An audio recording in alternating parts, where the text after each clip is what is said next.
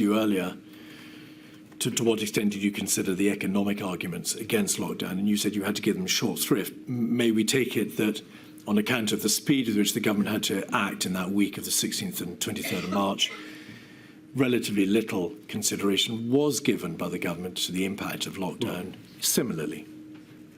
I think a huge amount of consideration. I think a huge amount of consideration was given by the government to the impact of both lockdowns, and we thought about it extensively. I think that not the general impact, Mr. Johnson, but forgive me. By reference to your earlier answer, the needs of individual sectoral groups, for example, by no means limited to black people or BAME sectors.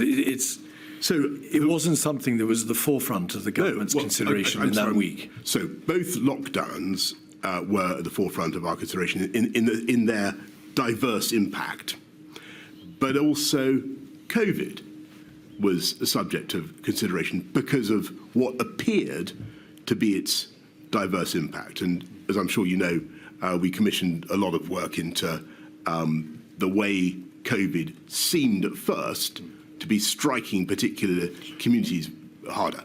But that wasn't apparent till April. At the 16th and the 23rd of March, there was great consideration given, of course, to shielding and to clinical impact. Yes. But there was relatively little, if any, consideration given to social impact upon the disproportionate way in which a national lockdown might impose itself and might impact upon various sectors in society. That's correct, isn't it? Well, where in the notes and the minutes that you've been shown to is there open debate about the likely impact on the vulnerable and at risk of the national lockdown that was imposed on the 23rd of March? I think that you can find, well, I couldn't point you off the top of my head to any particular text, but what I can tell you is that the whole time we were thinking, look, who gets hit when you close non-essential retail and you close hospitality and you stop people moving around? The relatively affluent professional classes are probably going to be better placed to cope with this than others, and you will find that there are large numbers of black minority ethnic community members represented in those sectors who were particularly disadvantaged by the lockdowns. Yes, and so whether or not you can find any mention of this in the material you've looked at, I know that this was one thing that we were thinking about as a particular reason for being anxious about the effect of lockdowns. There was a general consideration at a generic level of the impact of lockdown. There was a clinical and financial consideration of those who needed to shield. There was a broad understanding that if the R rate could be brought below 1 and prevalence reduced, that would be for the greater benefit of all. But it wasn't until April and the first few weeks of May that the information started to come to light that members of the black and minority ethnic communities were suffering more, that the lockdown was having a greater and disproportionate impact upon them. That's correct, isn't it? I don't remember exactly when it came to light, but it was intuitively obvious that it was going to happen, and it was one of the reasons that I was very cautious about going back into a national lockdown. That's later, of course. And to be fair, you it's one of the reasons, review. Putting it the other way around, it's one of the reasons I was keen to see if we could get moving again. Right. And you instituted a review.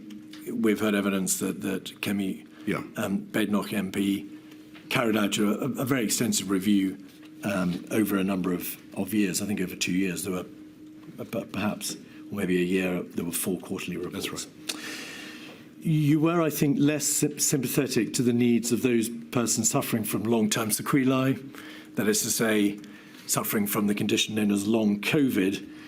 You questioned for quite some time whether or not that condition truly existed, and you equated it to Gulf War syndrome repeatedly. Is that fair? Not really, no. But can I just come back on that and say, first of all, the words that I scribbled in the margins of submissions about long COVID have obviously been now publicised, and I'm sure that they have caused hurt and offence to huge numbers of people who do indeed suffer from that syndrome. And I regret very much using that language, and should have thought about the possibility of future publication. And I regret it very, very much. And what I was trying to do was to get to the heart of the matter, get to the truth of the matter, and to try to get my officials to explain to me exactly what the syndrome was. And it actually took quite a long time before I got a proper paper on it. I think it wasn't until I get this wrong now, but I think it wasn't until 2021, summer of 2021, before I actually got a paper on long COVID. But I did, as you say, ask repeatedly to get some information, and that was so I could explain to people what we were doing and what the issue was. Mr. Johnson, the point is that in October of 2020, you scribbled these remarks on a report to you about the funding from the NIHR into a long COVID survey. You continued to make disparaging references to whether or not this was Gulf War syndrome stuff in February 21, in the context of an update given to you on the 21st of February. And then still later, in June 21, so 9 months or so later, you were still questioning whether or not long COVID was to be equiparated with Gulf War syndrome. So it's not that it's not that the challenge against you is you took a position on long COVID in the absence of a proper clinical understanding or advice from your advisors. It is that notwithstanding the repeated placing of reports before you, you carried on questioning long COVID until many months later. Well, I'm not certain that's correct, because I don't think I got a full explanation of or a full paper on it until the summer of the full paper was on the 1st of June 2021. That's correct, and you responded by saying thanks. So it's not exactly Gulf War syndrome, and that was your take on the long COVID condition. But let's sorry, I know it's no disrespect to long COVID patients, and I saw in the victim impact videos some of the victims of long COVID, and I can imagine what a dreadful thing it is. But there are also, with Gulf War syndrome, many people who have terrible symptoms for a very long time. There are also people who think they may be suffering, I think this is now accepted, from something associated with the Gulf War, but who are not in fact suffering from something associated with the Gulf War. So what I was trying to say was, where is the line? And please, can someone explain to me what this is? Because I was getting anecdotal accounts of people who were suffering from it, and I wanted to be able to say what we understood it to be and what we were doing about it. And what we were doing about it is fighting COVID, because the way to stop long COVID is to stop COVID. One final topic in relation to the broad overarching issue of disparity. You indeed commissioned, as you've said, Mr. Johnson, the report by Kemi Badenoch, who led a significant cross-government exercise on the disproportionate impact of COVID on ethnic minorities, I think following a report from Public Health England in June 2020. Do you happen to know why it was that report, that work done by Kemi Badenoch, didn't cover disabled persons. It's a technical question. It's not clear why it didn't. It's a very good question, Mr. Keith. I will make sure that the inquiry gets an answer, but I can't give it to you off the top of my head. Maybe then now turn back to... And it doesn't mean that the interests of the disabled were not looked at in some other format, and I'm sure they were. Now, returning to the chronology and having, just for the moment, put to one side those overarching but general issues. Mark Sedwill, you said earlier that Mark, now Lord Sedwill, suggested he should move on, and you agreed. Could we have, well, no, I don't think we need to put it up.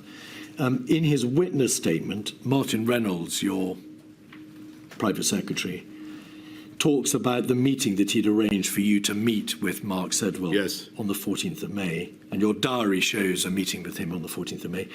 I identified a slot on the 14th of May for me to run the Prime Minister through the findings of the review. You'll recall that Helen McNamara had produced a report and Mark Sedwill had himself produced a report. The Prime Minister decided instead to use this slot for a one-to-one conversation with Mark Sedwill, where he told him that he had lost confidence in him. So which is it? Is it that you lost confidence in him, which is the question I asked you earlier, or is it that Mark Sedwill told you he wanted to move on and you agreed? Well, Mark Sedwill did an outstanding job for this country for a long time, and he was a very distinguished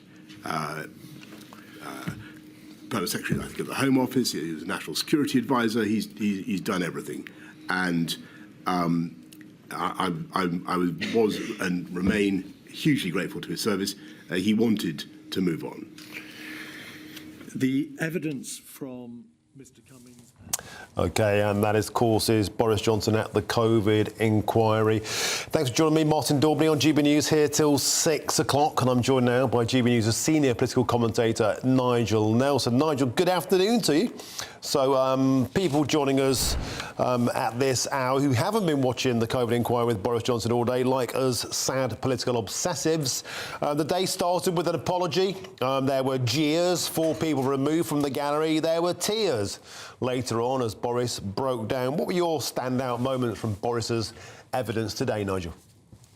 Well, I think one of the things I was surprised about was his honesty. Some might say uncharacteristic honesty. He seems to accept that he didn't do enough early on. He didn't realise the seriousness of the pandemic that was about to hit us. He seems to accept that his government was pretty dysfunctional all along the way. Some standout things there are also the difficult job that he had to face. And he described it as an appalling balancing act between the needs of public health and the necessities for the economy. And he was the one who finally had to make those decisions. So I think that what he's done today is given us some kind of context of what it's like to be a prime minister in the middle of a national emergency. And he did say, a standout line for me was, the scenes in Italy rattled me. I should have acted sooner. I should have twigged sooner. And of course there, Nigel, he's referring to the lockdown in Italy. We remember that from the early days of COVID, where they locked people in their houses in Italy. It became worldwide news and the world was watching, but the world sat on its hands. And Boris conceding today, maybe he should have acted sooner. Yes, that's right. I mean, the point basically is he admits all the way along the line that he made mistakes. I mean, we can all remember some of that horrific footage we were seeing in Italian hospitals as the whole system began to break down there. And obviously, you could see that this was coming our way. And certainly Boris Johnson says he should have actually accepted that much earlier and then done things that would have saved more lives. So I think that one of the important things, and certainly the standout for me, is his admission of all the mistakes that were made. That's what this inquiry is about, is to ensure that the same mistakes aren't made again. OK, thank you, Nigel, for that quick update. We're going to cut back live now to the COVID inquiry for Boris Johnson's remaining evidence. Nigel will be joining us later on throughout the show. But let's, for now, go back to Boris Johnson at the COVID inquiry. I decided, on balance, that at a very difficult time for the country, I'd rather have a number 10 where people challenged ideas and where people brought new ideas and where people felt free to say things than a number 10 where everybody tried to pretend that all was continuously well, because all was patently not well with the country, and we needed to fix it. So may we be clear about this, Mr. Johnson? If your concern was that there had been a civil service unease about the challenging approach of some of your special advisors, and you plainly mean Mr. Cummings there, your response was not to support the civil service and deal with Mr. Cummings. You sidelined your cabinet secretary and kept Mr. Cummings. Well, that's your way of. Well, is that not what you did? I certainly. Look, let me get back to Sir Mark. He decided he wanted to move on. That's what he told me. On the issue of my rest of my team and the culture in number 10, yes, it was occasionally argumentative, but I think that was no bad thing, and we needed, frankly, to have an atmosphere in which people felt able to say things that were going to be controversial at the time. Mr. Johnson, without labouring the point, a great deal of evidence has been given to the effect that there were systemic problems in number 10 and the Cabinet Office. Wrong people in the room, wrong people in the wrong jobs, people talking over each other, God complex, leadership issues, toxicity, misogyny, perpetual internecine warfare. Either you were aware of all that, in which case, why did you not act? Or if you were not, why were you not aware? So none of those things was put to me in the terms that you've just done. First of all, nobody came to me and said this is people have got God complexes and internecine warfare going on here. What I saw was a country that needed continuous, urgent action, and it needed solutions to be found. And what I wanted were meetings in which people could speak their minds without fear of being embarrassed or being seen to say something foolish. And that's one of the reasons, by the way, why I sometimes spoke bluntly and freely in meetings. I wanted to give everybody cover to do the same. I wanted people to feel that they could, if they had an idea, then I wanted to hear it. Sorry, can I just interrupt? I'm sorry, Mr. Keith, I appreciate it. Can you hold that train of thought, whatever it was? Mr. Johnson, one of the reasons I've been interested in the culture in number 10 is whether or not, if there have been different structures in place, then this kind of culture may not have arisen, and that might have provided you with a better framework for decision making and seeking advice. And so, and I was looking, for example, we were looking at how initially the ministerial implementation groups, they didn't really work, and so until eventually you got the COVID-S and COVID-O, and they did work. And I was just wondering if you had a kind of structure whereby something like COVID-O, COVID-S, whatever, swept into operation the minute the Prime Minister said, right, this is a dire emergency, a pandemic. Yes. So might that help? Malay, look, I think that you've put your finger on it, and that the problem, frankly, was that the system, the Cabinet Office, the ministerial, the MIGs, it was all too diffuse, and things, in my view, only really started to come together when we had a rhythm of morning meetings where everybody could say their piece, and that would set the agenda for the day. That wasn't necessarily a decision-taking meeting, but what I would submit is that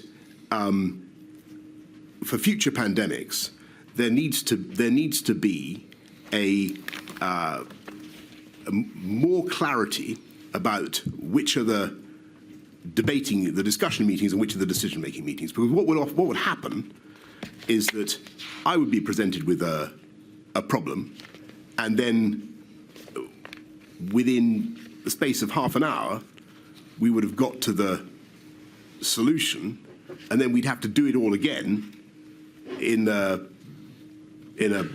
separate format, or through the cabinet, or whatever. And I think that some work, I mean, it's a microscopic issue by comparison with much of what we've been talking about, but some work needs to be done on those procedures so that the Prime Minister has when he goes into some meetings knowing that these are decision-taking meetings and is given all the evidence on both sides of the argument. Because that was not happening. What was happening was we were having a meeting, we'd say, this is here's the problem, the R is taking off, the tiers aren't working, what do we do now? And I would try to come to an answer, but I felt that the structures were, we had the difference between COVID-O and COVID-S, but to be absolutely frank, I don't think if I was sitting in a COVID-O or a COVID-S, I could have told you at any given moment whether it was a COVID-O or a COVID-S. I was just sitting in meeting after meeting, trying to deal with the problem. Now that was the most effective way to do it. You needed to be sitting permanently on the bridge, trying to deal with it all, and back to the culture. I had to make a decision about, and I knew that some people were difficult. I didn't know how difficult they were, clearly, but I thought it was better on the whole for the country to have a disputatious culture in number 10 than one that was quietly acquiescent to whatever I or the scientists said. Mr. Johnson, in a WhatsApp to Mr. Cummings, you described him and you and your administration as having indulged in an orgy of narcissism. That's not disputatious culture, is it? I think with respect, that WhatsApp was sent at the end. When I think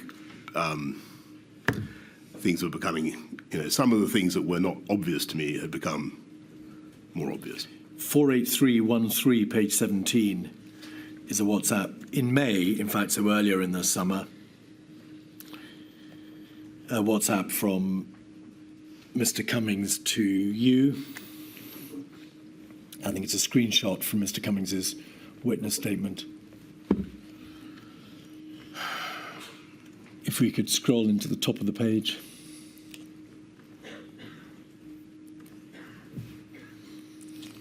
If Hancock texts really coming to meetings number 10, please just ignore. We urgently need to have meetings without him. That's Mr. Cummings. And then this, all too recognisable, we need to rebuild the government from top to bottom. We need to take over the Cabinet Office and run the whole thing. Yeah, this is me on the left, is it? Well, that was my question. The top right is obviously Mr. Cummings, because he's asking you to ignore Mr. Hancock's text, which says perhaps something about the system of so government. this is... No, just wait one moment. Is it Mr. Cummings or you who says we need to rebuild the government from top to bottom, take over the Cabinet Office and run the whole thing? So what I'm getting at here, and what this is a reference. Is this in May? It is the 13th of May. Yeah. So this is a reference to a plan that we hatched to try to have a massive data-driven revolution in government, and to use COVID and this moment when we were finding out so much about people's propensities to illness of all kinds, to try to run a much more effective government. And we opened a big office in 70 Whitehall, a big open plan, a bit like this actually, where the idea was that we would assemble data and we would try and do things in a different way. I have to tell you, it was not a success. And, Mr. Johnson, it is well known that a new data system was set up, the 10DS system. Yes. It's called 10 Data System or 10 Downing Street, whatever your preference. And there was a greater provision of data throughout the summer of 2020, particularly from April, May onwards. But this message, it doesn't refer to data, does it? It doesn't refer to setting up a new data stream. It talks about rebuilding the government from top to bottom and taking over the Cabinet Office, Yes. which wasn't, of course, itself responsible for data. It had multifarious functions, not one of which was the provision of data to central government. But sorry, what I meant, the office that we created was in the Cabinet Office, or it was in 70 Whitehall, and so that was what I was talking about. I agreed that things needed to change, and I wanted a data-driven reform of government. Two further points on this topic, please. Firstly, Mr. Case's WhatsApp messages with his predecessor, Mark Sedwell, 303-245, page 1. I don't want to go through this line by line, Mr. Johnson, but if you just scroll your eyes down the page, you'll see multiple references to the behaviour in Downing Street, and in essence, Mark Sedwell saying, I've agreed to stay on for now subject to various conditions about behaviour and systems. The fact that he says, I've agreed to stay on may say something about his departure. But there are references on this page to not willing to agree to do any job in the version of the centre without guarantees on his conversations with the Prime Minister about behaviours. I will work for you and the Prime Minister. Sorry, where is this? You'll see that in the middle of the page. Oh, yes. There we go. 1805, 0829. So that passage, I'll not support any version of number 10 that undermines any Cabinet Secretary, let alone you. I'll do my utmost to support a Prime Minister, but I'm very, very cautious about walking back into this. There is then a reference to the conversation with you about behaviours at 1805, 20, 08, 59. 1547, I don't want to go near these people unless there are guarantees about behaviour. 1805, 20, 22, 50, 32. I'm here from everyone that you've made the Prime Minister see sense, and the only thing that is happening is creation of a COVID job. I'm almost more appalled that the Prime Minister has done all of this, and that's completely put me off my stride. That has done all of this damage when all he really wanted was a point person for COVID. 1805, 20, 22, 29, 46. I hammered the game playing COVID now, lead the work, fine if it sticks. I'm not sure that's you, saw sense. He just gave in when I made clear how angry I was at the behaviour, and so on and so forth. They made it absolutely plain to you that there were very real problems in the operation of number 10, in part because of the behaviour of Mr. Cummings, in part because of your own approach to leadership and the decision-making, and in part because you had effectively sacked Mark Sedwell. Well, several things. I don't remember any conversations about behaviour with either of these people. I don't remember any particular complaints being raised by Simon Case about anybody's behaviour. I think that you should take these points up with the current Cabinet Secretary. I understand he can't. They've been taken up. They've been taken up with Mark Sedwell, who has been a witness in this inquiry, Mr. Johnson. Well, all right. That's good. But finally, what I would say is that I don't think it was a bad thing to have people who were willing to challenge the consensus and get things done. And whatever you may say about the government, it did get an awful lot of things done, and I think that's what the country needed at the time. And a lot of things were not done as well as they might otherwise have been done. Is that not equally possible? I think what is certainly that's always true, but I don't happen to think that when it came to the management of the pandemic, and this is I think the crucial thing, when it came to the management of the pandemic, any kind of differences, feuding or whatever between officials, which I'm sad to say are just what happens in places like Number 10. I don't think any of that made the slightest difference to our processes and our decision making. But you could have stopped it. If we look at, I think we probably need to move on. Well, there's one final point, which is a matter which Milady intervened to ask a question about when the evidence was given. I'm stopping you asking a question I wanted. Right? Okay. Yes. The inquiry was shown a WhatsApp from Mr. Cummings, which was particularly offensive about Helen McNamara. I saw him. It was sent to you and others in your WhatsApp group, but you maintained a silence and you never spoke up to say that is unacceptable and it cannot be allowed to go on my watch. I did see that, and I don't remember it now, but I don't remember seeing it at the time. But I must have seen it because I was on the group. You were. I've rung Helen McNamara to apologise to her for not having called it out, and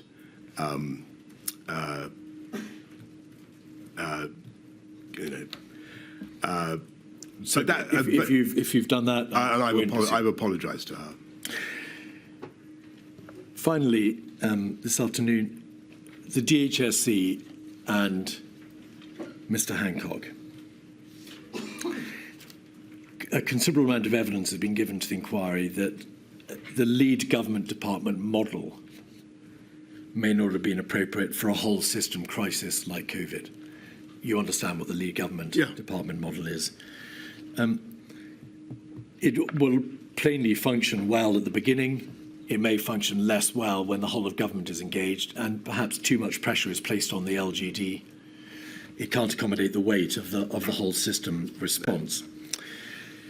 There is considerable material in Sir Patrick Vance's diaries and in the witness statement of Mr. Cummings to the effect that there was a high degree of chaos in the DHSC, that there was operational inefficiency. Sir Patrick Vallance talks about this all the way through to May 2021. Were you aware that competent, very senior advisors in your administration held the view that the DHC had been overwhelmed and was operationally inefficient? I was certainly aware that the Department of Health and Matt Hancock were coming under fire. But I want to go back to the high-level point I made earlier about what all this signifies and the ways in which it should be read and understood. First of all, it's the kind of stuff that would never have previously come out from any administration because it's now on instant social messaging of a kind that previous governments didn't have. This is instant chit chat between people who would normally have said this to each other's face, wherever. In the corridors or wherever. I'm so sorry. Mr. Johnson, will you allow me? I'm so sorry to interrupt. You may have misunderstood my question. Forgive me. The material consists not just of WhatsApps in the evening notes, but also witness statements, which talk about a high level of operational inefficiency or chaos, however you in the DHSC. I'm not talking about the more personal or intimate remarks in the WhatsApps. I totally understand. Were you aware that view was taken generally of the DHSC? I was aware, yes, certainly. I was aware that the DHSC was under fire from loads of people. But that was hardly surprising because the country was going through a horrific pandemic. And I just want to say what I should have got more quickly to the point. The point is, you've got a lot of very talented, sometimes super confident, sometimes egotistical people who are crushed with anxiety about what is happening to their country, who are racked secretly with self-doubt and self-criticism, and who externalize that by criticizing others. And it's human nature. And when you're the leader in those circumstances, your job is to work out what is justified and what is people sounding off and what is political nonsense. And my judgment was that Matt was, on the whole, doing a good job in very difficult circumstances, and there was no advantage in moving him as I was being urged to do. That was my judgment. And on the lead department point, I think that, yes, I think it was a huge burden on Department of Health to be the lead department for a while, but that rapidly morphed into the centre running everything, and that was inevitable. Why were... Well, you suggest in response to my question that these criticisms were made because people were crushed with anxiety and racked secretly with self-doubt and self-criticism. Whatever the psychological mood of Sir Patrick Vallance, Mr. Cummings... I'm not... Sorry, I don't wish to attribute those psychological states to any individual, but... No. We'll wait for the question, please. Whatever states they were in, and even if they were in a state of being crushed by self-criticism and self-doubt, that hardly explains why a significant number of witnesses describe objectively chaos inside the DHSC. Well, I think it goes. I think the reason is that you've got a once-in-a-century pandemic for which, sadly, there was no proper preparation in the country because we didn't know how to deal with a highly contagious coronavirus pandemic, and all the pressure initially was on good, hard-working Department of Health officials who, of course, felt under huge personal and professional obligation to get things right, and who naturally were in a state of great anxiety. And I just get back to my point. My job was to decide whether that problem, which I think was inevitable, could be solved by moving people, or whether we had to forge on. And I thought it was better to forge on. Regardless of the state of the individuals in the DHSC, and acknowledging the remarkable and extraordinary efforts made by so many people individually within and without government to respond, it was part of your function as Prime Minister to ensure that the lead government department, the DHSC, was responding and dealing with the crisis as best it could. You were obliged to ensure that your government was operating properly, systemically. You knew that other advisors, senior advisors in your administration, were telling you that the DHSC was not operating well. It was chaotic and dysfunctional, and there were very real concerns being expressed about its Secretary of State. Why did you not take a grip on that issue? Because first of all, I thought that the permanent secretary at the Department of Health, Chris Wormold, was outstanding, and secondly, for the reason I repeat what I have said, I thought in the circumstances that Matt Hancock was doing a good job. He's extremely, he's intellectually able. He was on top of the subject, and whatever his failings may or may not have been, I didn't see any advantage to the country at a critical time to the country in moving him in exchange for someone else when I couldn't be sure that we were necessarily going to be trading up. And I did think about it. Of course I thought about it. But I thought that was the best thing to do. But what we also did was we took control, and the management of the pandemic was basically centralised in number 10. So is this a nub of it? Throughout April, May, June, July, you were aware that a number of senior advisors and civil servants were highly critical of Mr. Hancock. You were told by Mark Sedwell around the 2nd of July that you should sack him. You were aware that he had a tendency to overpromise because you debated long and hard with Mr. Cummings the merits of what you were being told about testing. And there was a general lack of confidence that what he told you was accurate, but that you stuck by him for good or ill. I didn't stick by him for any reason other than that I thought, on the whole, in incredibly difficult circumstances, he was doing a good job. That it was not obvious to me that the trade, that the moving him would be worth the disruption. And I also thought, which is true, that in any political environment, at some stage, somebody is always telling you to sack somebody. And that is just what I'm afraid what happens in politics. And so I had to aim off. And the last question, please, on this.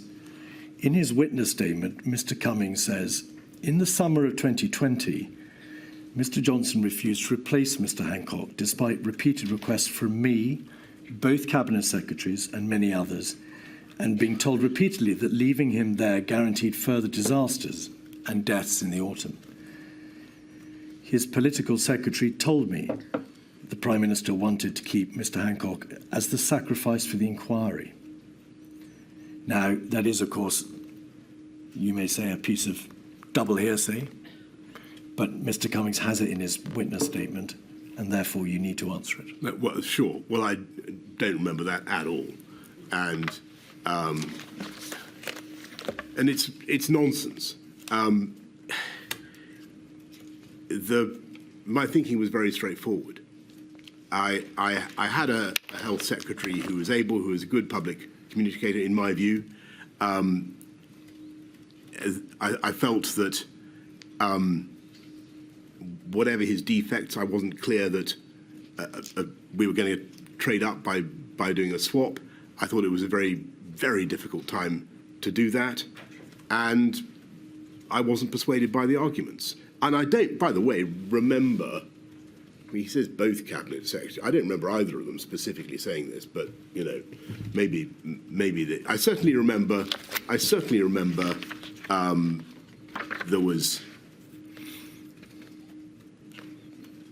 There was anti-Department of Health militating. That's for sure.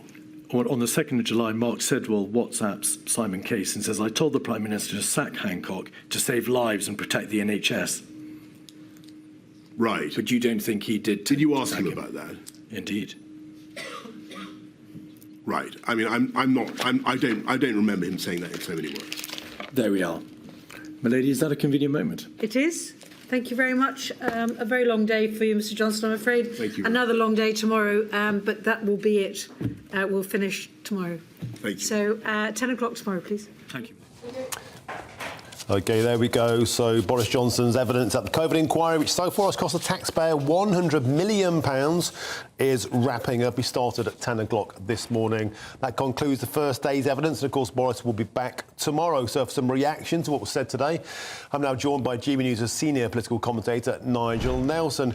Hello again, Nigel. So Boris started the day by saying, I am deeply sorry for the pain and loss and suffering.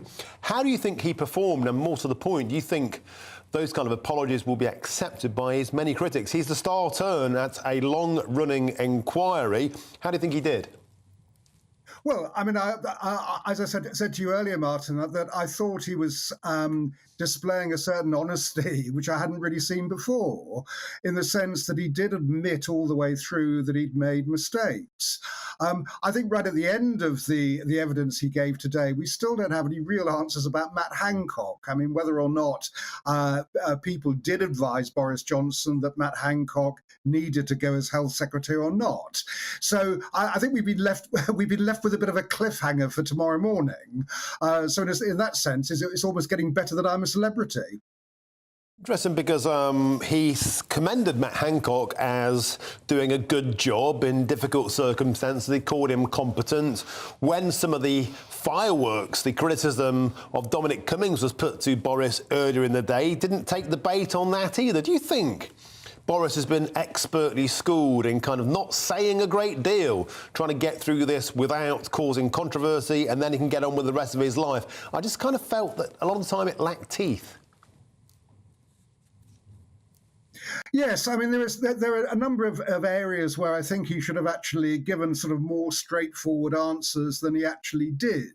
Not in the sense that he wasn't telling the truth about what he did say, simply that we wanted to know an awful lot more. And obviously we have a lot of evidence there about how dysfunctional government was during the whole COVID crisis. Boris Johnson seemed to be saying, well, look, this is normal in politics. Well, this wasn't a normal time. The country was facing the worst emergency probably since the Second World War. And what you want is people who are prepared to actually step up to the plate and have the skills to do so. Now, clearly that didn't exist in government. And so the idea that this was actually just a normal thing, that people are criticising people all the time, the idea that a number of people were saying, and Boris Johnson seems to have a memory lapse here, about whether he was told this by 2 cabinet secretaries to sack Matt Hancock. At a time like that, you've got to make some difficult decisions. Now, Boris Johnson says, look, he thinks the best thing to do at the time was not to cause that kind of disruption. He says he wasn't sure he'd be trading up if he got rid of the health secretary. And the best way forward was to forge ahead. Now, it'll be up to the inquiry to actually say in its final report whether that decision was right. There was some drama, Nigel, when he recalled 2020 and Boris actually was choking back the tears. He called it that tragic year. We did lockdown, but we did bounce back. And of course, on March 27th that year, that was when Boris himself contracted COVID. There were rare moments of emotion like that. He did say sorry, and he did say, I take responsibilities for all of the decisions, which, if you think about it, is in stark contrast to previous evidence givers who've been playing the blame game, and so far it has been the Bash the Boris inquiry. So in that sense, Boris was magnanimous. Yes, I think so, and you're absolutely right. He didn't take the bait to have a go at Dominic Cummings. He's obviously he and Dominic Cummings have fallen out so badly that you'd think that he would have certainly a go at his chief advisor. And if anything, Boris Johnson seemed to be trying to protect the people around him rather than apportion blame, as they've been doing for him. So from that point, that is the point of view, I think, that where Boris Johnson appeared to be behaving honestly, by saying, yes, look, I was the man in charge. I took the final decisions. I take the blame for what went wrong. The important thing, I think, especially for the inquiry as it decides what are the lessons to be learned from this, is he does admit to those mistakes. And that allows the inquiry to move on to how we can actually deal with these things better in the future. OK, Nigel Nelson, thanks for joining us. And you, of course, will be with us throughout the rest of the show. I'm joined now by Jonathan Haslam, who was John Major's Director of Communications when he was Prime Minister. Thanks for joining us, Jonathan. Always a pleasure. I just touched upon something there with Nigel Nelson, and we've gone over some of the detail of what Boris said today. I want to talk to you about his delivery. And it seemed to me, and you will know much more about this than I, having been the Director of Communications for a Prime Minister, Boris seemed to have been very well schooled, very well drilled in, dare I say it, not saying an awful lot. In a sense, he gave a great performance. He was magnanimous. He didn't blame others. He didn't rise to any of the criticism of him from other people who've given evidence, such as Dominic Cummings and Matt Hancock. In that sense, how do you rate his performance? It's fascinating to watch this because we need to go back a little bit and consider the fact that there's been an awful lot of advanced briefing of his side of the story. And that's come out in a couple of our heavier newspapers. And we've seen a little bit more of it from his so-called friends.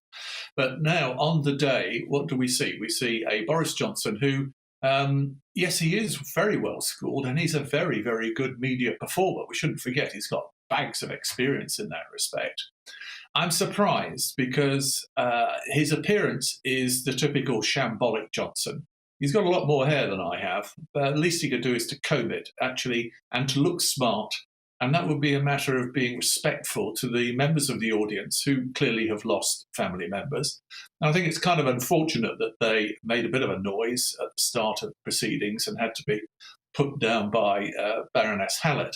But nonetheless, Boris is saying quite a lot of things. He is taking very great care to control his temper. I found it interesting that his emotions got the better of him.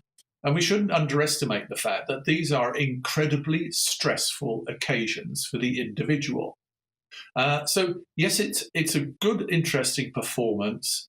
There is a big question about his memory. There's also a question about his WhatsApp messages. And I think there's also a wider question about the extent to which our King's Council is looking at, to a certain extent, digging through the ephemera. That is, the relationships with Dominic Cummings, the language that's been used, misogyny and such like. And yes, these attract an awful lot of attention. But as Nigel was saying just a moment ago, really what we've got to get to is there were mistakes made. How do we avoid them in the future? And how do we deal with things differently?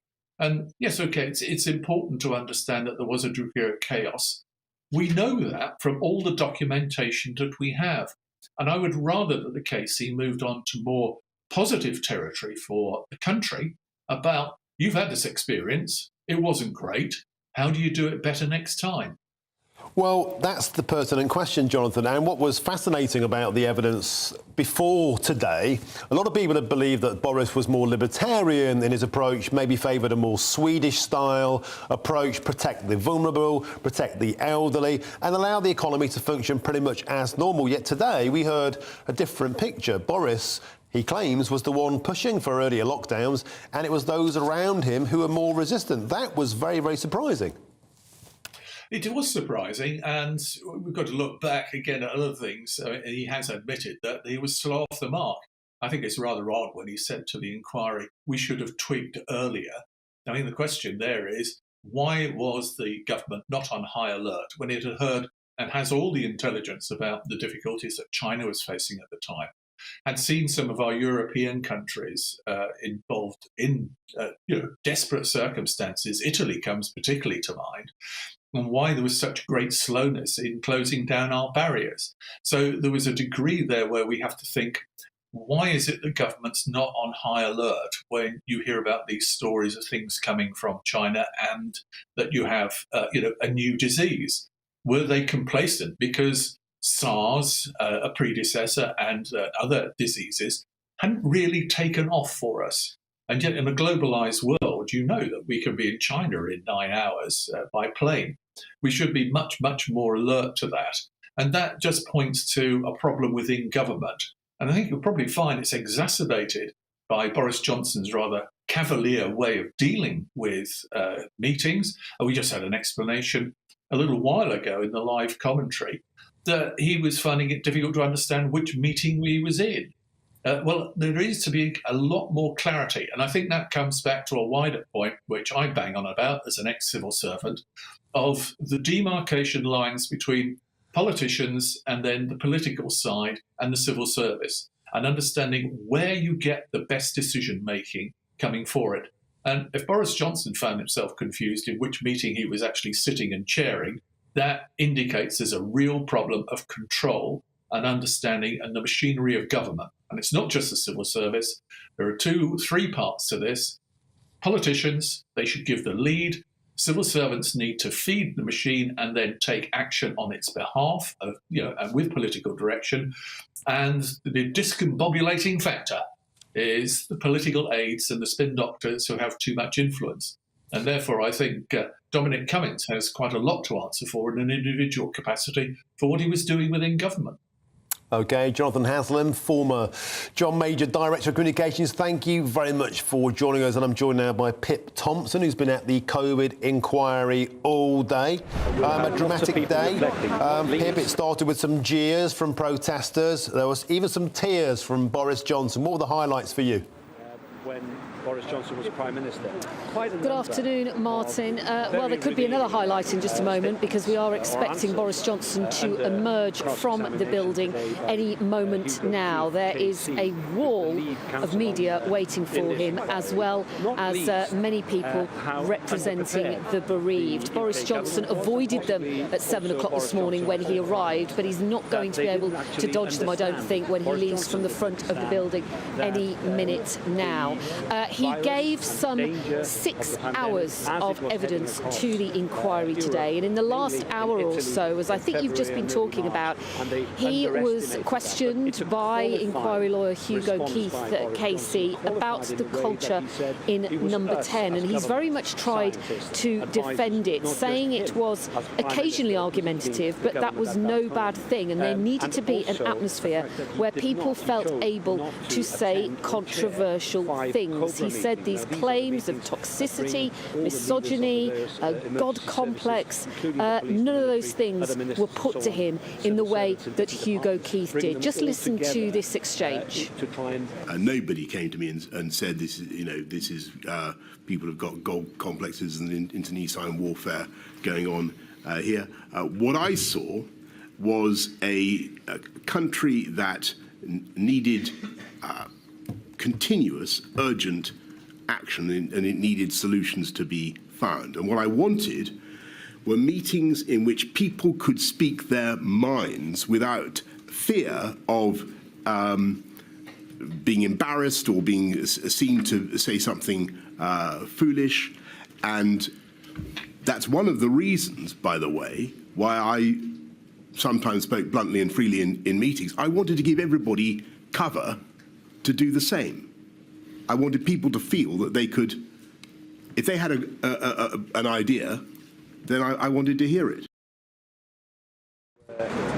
Concerns. Before the inquiry wrapped up for the day, he was also pushed on the former Health Secretary Matt Hancock, and he was asked about all those people warning and urging him to sack him in summer 2020, and he was asked about why he wanted to keep him. And Boris Johnson very clearly said that Matt Hancock, he believed, was doing a good job in very difficult circumstances, and there was no advantage to moving him as he was urged to do. He's also been talking about the timing of lockdown, and he says that when the decision was finally made, he was out of time, there was no wriggle room left, so that stay-at-order home order came in on Monday, March the 23rd. And as you alluded to, Martin, he did get a little bit emotional this morning when he was talking about the many, many lives lost during the pandemic, visibly so. He had to pause to compose himself, and watching on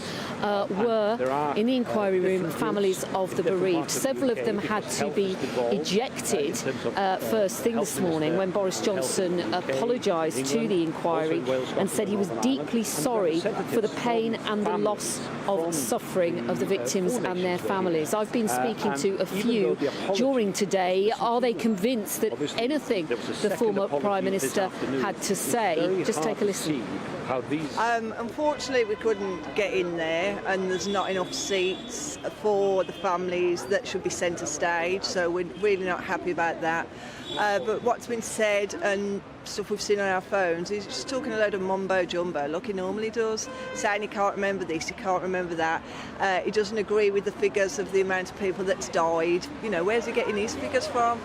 And it's only what I expected, to be honest, because he's lied all the way through, and he'll lie in there and try and talk his way out of it like he always does.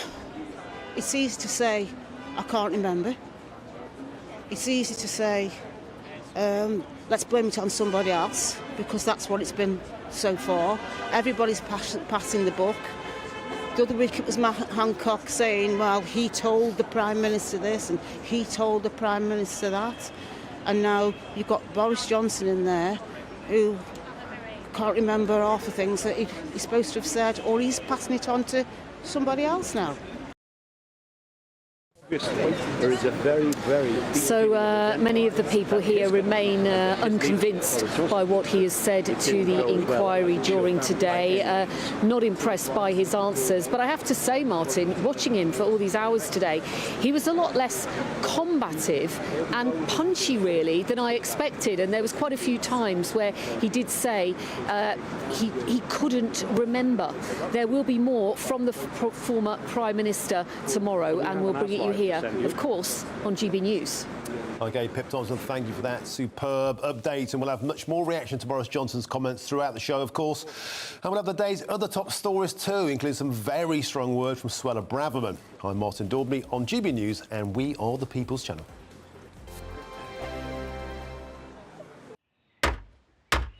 Who is it? We're here for the show. Welcome to the Dinosaur Hour with me, John Cleese. I was married to a therapist. And you survived? I thought we were getting Hugh Laurie. Second best.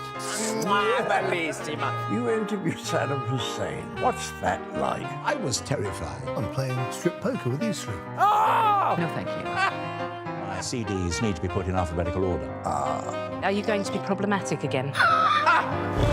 The Dinosaur Hour. Sundays on GB News.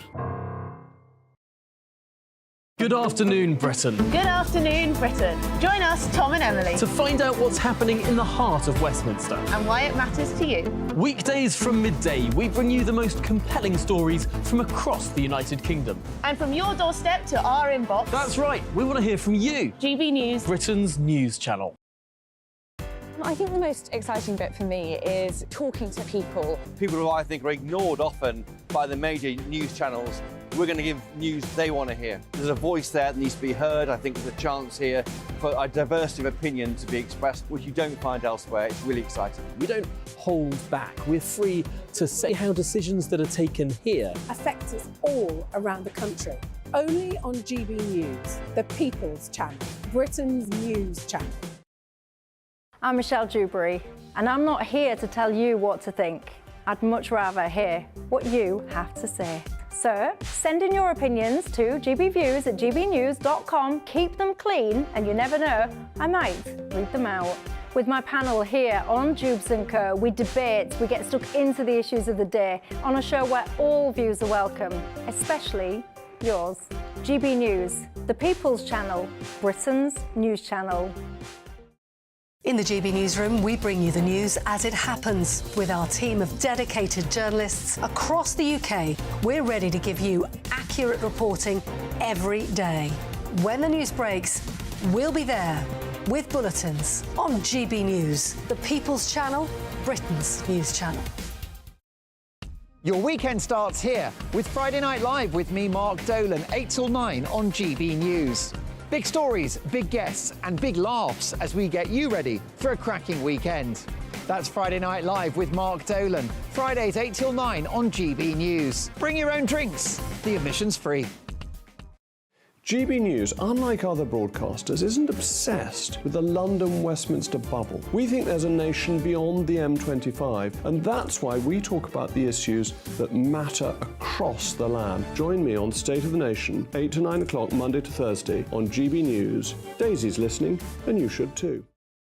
Tired of the usual focus-tested, pre-prepared Westminster runaround? Well, so am I. So you want higher taxes? Is your department to blame for this? Are you rethinking this policy? Every Sunday at 9:30, I'll be sitting down with those in power to get the truth about the issues affecting you. Let's be honest, we've known about the cost pressures of this project for years, not months. That's the Camilla Tominey Show, a politics show with personality. On GB News, the People's Channel, Britain's news channel.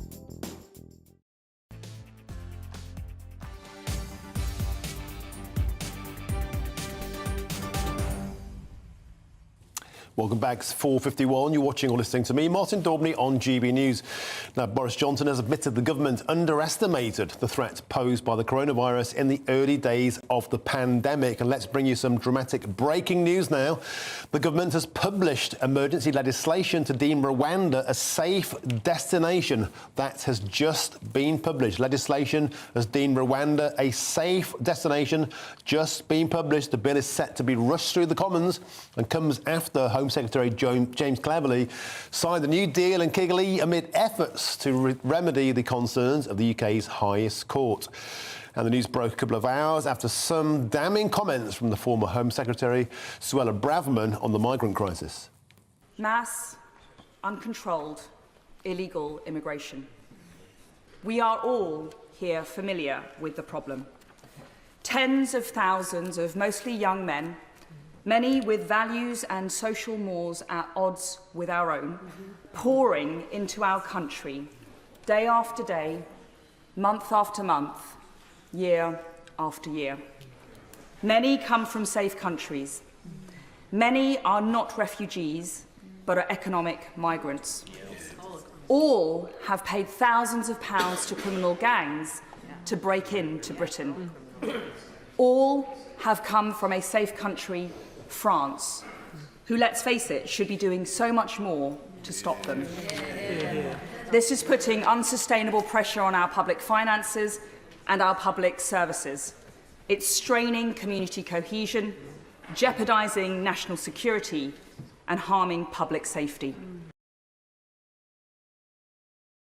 A dramatic speech that culminated in the rallying call, "It is now or never." The Conservative Party faces electoral oblivion in a matter of months if we introduce yet another bill that is destined to fail. Do we fight for sovereignty or let our party die? And another dramatic breaking news line: in about 7 or 8 minutes' time, at 5 o'clock, Rishi Sunak will face the 1922 committee. Face that committee, bearing in mind we just broke moments ago that the Rwanda bill legislation has now been published, so no doubt Rishi will present that to the 1922 committee straight hot-footed after Suella Braverman's speech. Will it be enough? Will it satiate the Tory revolt? The European Research Group, the Star Chamber, the New Conservatives, all rallying around Suella Braverman overnight. The evidence will be presented to the 1922 committee very, very shortly. We'll have all of that news on a dramatic day in politics, and of course Boris Johnson's evidence at the COVID inquiry, and the dramatic line that RAF Scampton will accept 2,000 asylum seekers. A High Court ruling today that's a kick in the teeth for locals. We'll have that right after this. I'm Martin Daubney. Stay with us. We've got all the latest on the Boris COVID inquiry. A brighter outlook with Box Solar, sponsors of weather on GB News. Hi there, it's Aidan McKibben here from the Met Office with the GB News forecast. It's been a cold, but for many, bright day. However, big changes take place overnight as increasingly wet and windy weather arrives from the west. Atlantic areas of low pressure are moving in from the west, bringing weather fronts, bringing strengthening winds, bringing increasingly wet, but also in places milder conditions. Now, we start off with an early frost in the east, but as the cloud increases overnight, temperatures will actually rise through the night and we'll see that rain spread in. As that rain bumps into the colder air, there'll be some hill snow over northern England. Parts of Scotland as well could affect some higher routes first thing Thursday, but quite quickly through the day, having seen some icy patches and some snow over the hills, we'll see the mild air sweep in across the UK, turning the rain to rain at all levels. And actually, it is going to be a soggy day for most of us, with that rain heaviest in the west, strengthening winds, risk of gales for western Scotland. And it's not going to feel very pleasant, with temperatures of 5 to 7 Celsius in the east, although double figures further west as that milder air takes a hold. Friday's a similar day with low pressure close by, spiralling bands of rain or showers circulating around it. The wettest weather once again in the west, but those showers spreading to most parts through the afternoon. Gusty winds, but feeling a bit milder in places as well. The weekend brings further spells of rain and showers, also some drier interludes at times. That warm feeling inside from Boxed Boilers, sponsors of weather on GB News.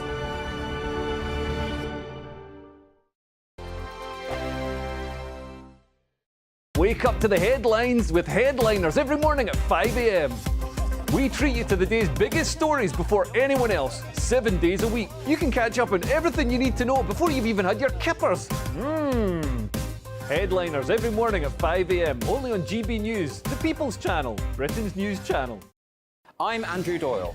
Join me at 7 o'clock every Sunday night for Free Speech Nation, the show where I tackle the week's biggest stories in politics and current affairs with the help of my 2 comedian panellists and a variety of special guests. Free Speech Nation, Sunday nights from 7 on GB News, the People's Channel, Britain's news channel.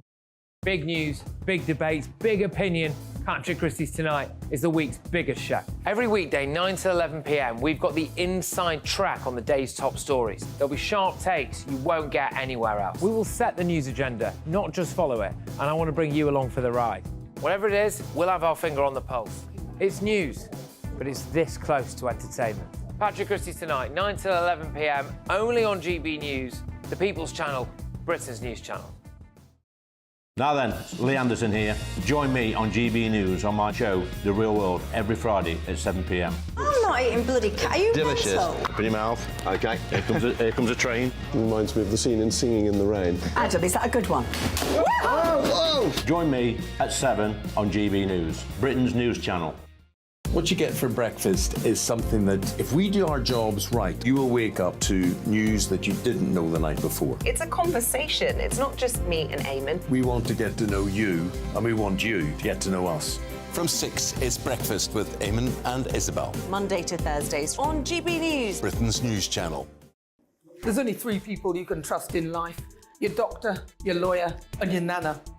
I'm not sure. So join me, Nana Aquare, at 3 p.m. every Saturday and Sunday, where we discuss the biggest topics of the weekend. Be ready for battle. Could you be quiet? What is this? It's my new teeth. It's your new teeth. I don't bite. Well, not without a good reason. Always honest, always fun. Every weekend at 3 p.m. on GB News, the People's Channel, Britain's news channel. Every Sunday from 11, join Michael Portillo. There'll be topical discussion, looking at the week before and the week to come. So kick back and relax at 11 a.m. on Sundays on GB News with me, Michael Portillo. GB News, the People's Channel, Britain's news channel. I'm Michelle Dewberry, and I'm not here to tell you what to think. I'd much rather hear what you have to say. So, send in your opinions to gbviews@gbnews.com. Keep them clean, and you never know, I might read them out. With my panel here on Jubes & Co, we debate, we get stuck into the issues of the day on a show where all views are welcome, especially yours. GB News, the People's Channel, Britain's news channel.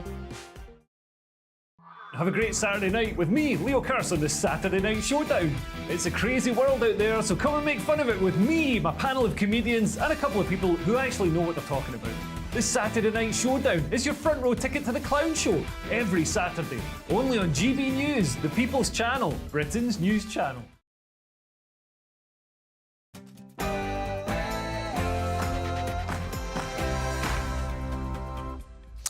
Good afternoon, it's 5 o'clock. This is GB News and I'm Martin Daubney, keeping you company for the next hour. We've got loads and loads to pack into the next hour. And of course, today Boris Johnson was at the COVID inquiry. 6 hours of evidence. He said, "I'm deeply sorry for the pain, the loss and the suffering." There were jeers from the crowd and even tears from Boris. We'll have a full update on that dramatic day in case you're just catching up. Next, in the last 15 minutes, the RAF Scampton is to house 2,000 asylum seekers. This is despite locals saying we don't want it. They've been overruled. 2,000 asylum seekers will go to RAF Scampton in Lincolnshire, of course, the home of the historic Dam Busters.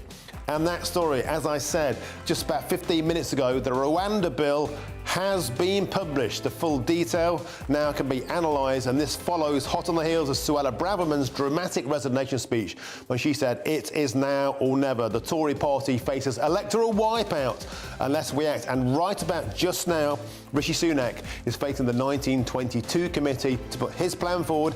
Will it bear muster, or is there a Tory revolt going on? We'll have all of the latest.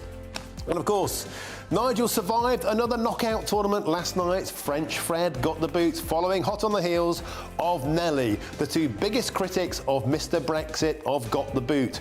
Could it be a Remainers' nightmare? Could Mr Brexit be crowned King of the Jungle? That's all coming up in the next hour.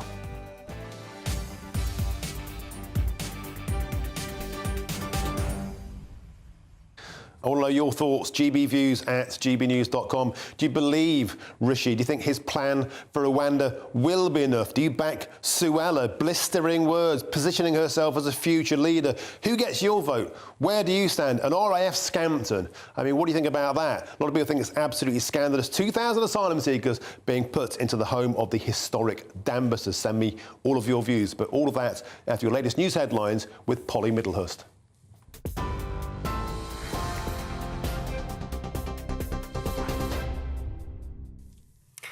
Martin, thank you, and good afternoon to you. Well, Boris Johnson, as you've been seeing, has admitted mistakes were made during the pandemic under his watch. The former Prime Minister telling the COVID inquiry things should have been done differently and that he took full responsibility for the government's decisions at the time. Mr Johnson apologised as well for the suffering caused, saying he should have twigged much sooner when the pandemic took hold in Italy in February 2020. I am deeply sorry for the pain and the loss and the suffering of those victims and their families. I look at all this stuff in which we seem so oblivious with horror now. I mean, we should have twigged. We should collectively have twigged much sooner. I should have twigged. Well, outside the inquiry, families of those who died during the pandemic gave their views. Just talking a load of mumbo-jumbo, like he normally does, saying he can't remember this, he can't remember that. He doesn't agree with the figures of the amount of people that's died. You know, where's he getting his figures from? And it's only what I expected, to be honest, because he's lied all the way through and he'll lie in there and try and talk his way out of it like he always does. It's easy to say, I can't remember. It's easy to say, let's blame it on somebody else, because that's what it's been so far. Everybody's passing the buck. Now, the former Home Secretary was warned the Conservatives face electoral oblivion if the party introduces a bill that's destined to fail. Suella Braverman's statement was made before the government published emergency legislation to revive the Rwanda deportation scheme. Ms Braverman saying the UK needs to leave the foreign courts and it's now or never to fix the issue of illegal migration. The Conservative Party faces electoral oblivion in a matter of months if we introduce yet another bill destined to fail. Do we fight for sovereignty, or do we let our party die? Now, I may not have always found the right words in the past, Madam Deputy Speaker, but I refuse to sit by and allow us to fail. Suella Braverman. Well, the emergency legislation on Rwanda was published within the last hour, making it clear that the country is now safe to accommodate migrants who come to the UK illegally.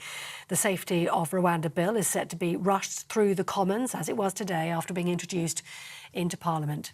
Earlier, the Prime Minister told MPs it'll make people think twice about crossing the Channel illegally.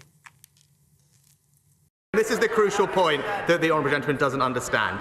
Deterrence is critical. Even the National Crime Agency have said that you need an effective removals and deterrence agreement if you truly want to break the cycle of tragedy that we see. Well, Sir Keir Starmer described the policy as a gimmick and said the new deal means some Rwandan refugees will come to the UK. Article 19 of the treaty says the parties shall make arrangements for the United Kingdom to resettle a portion of Rwanda's most vulnerable refugees in the United Kingdom.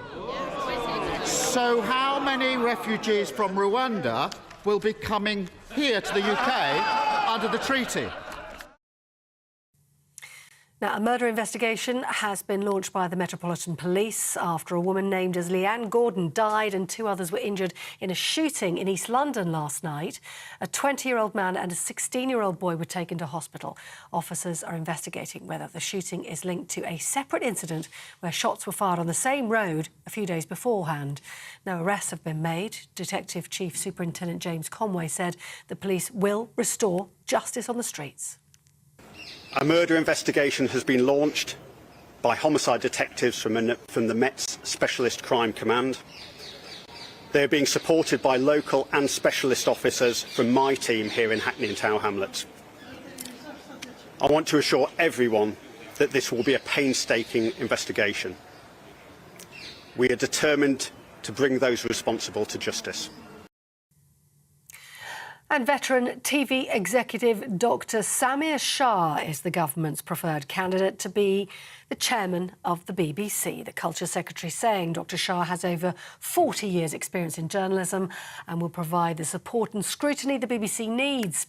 He's set to follow Richard Sharp after he resigned earlier this year. Sharp was found to have breached rules on public appointments in connection to a secret £800,000 loan made to Boris Johnson. He's since been replaced by acting BBC chairwoman Dame Elan Closs-Stevens.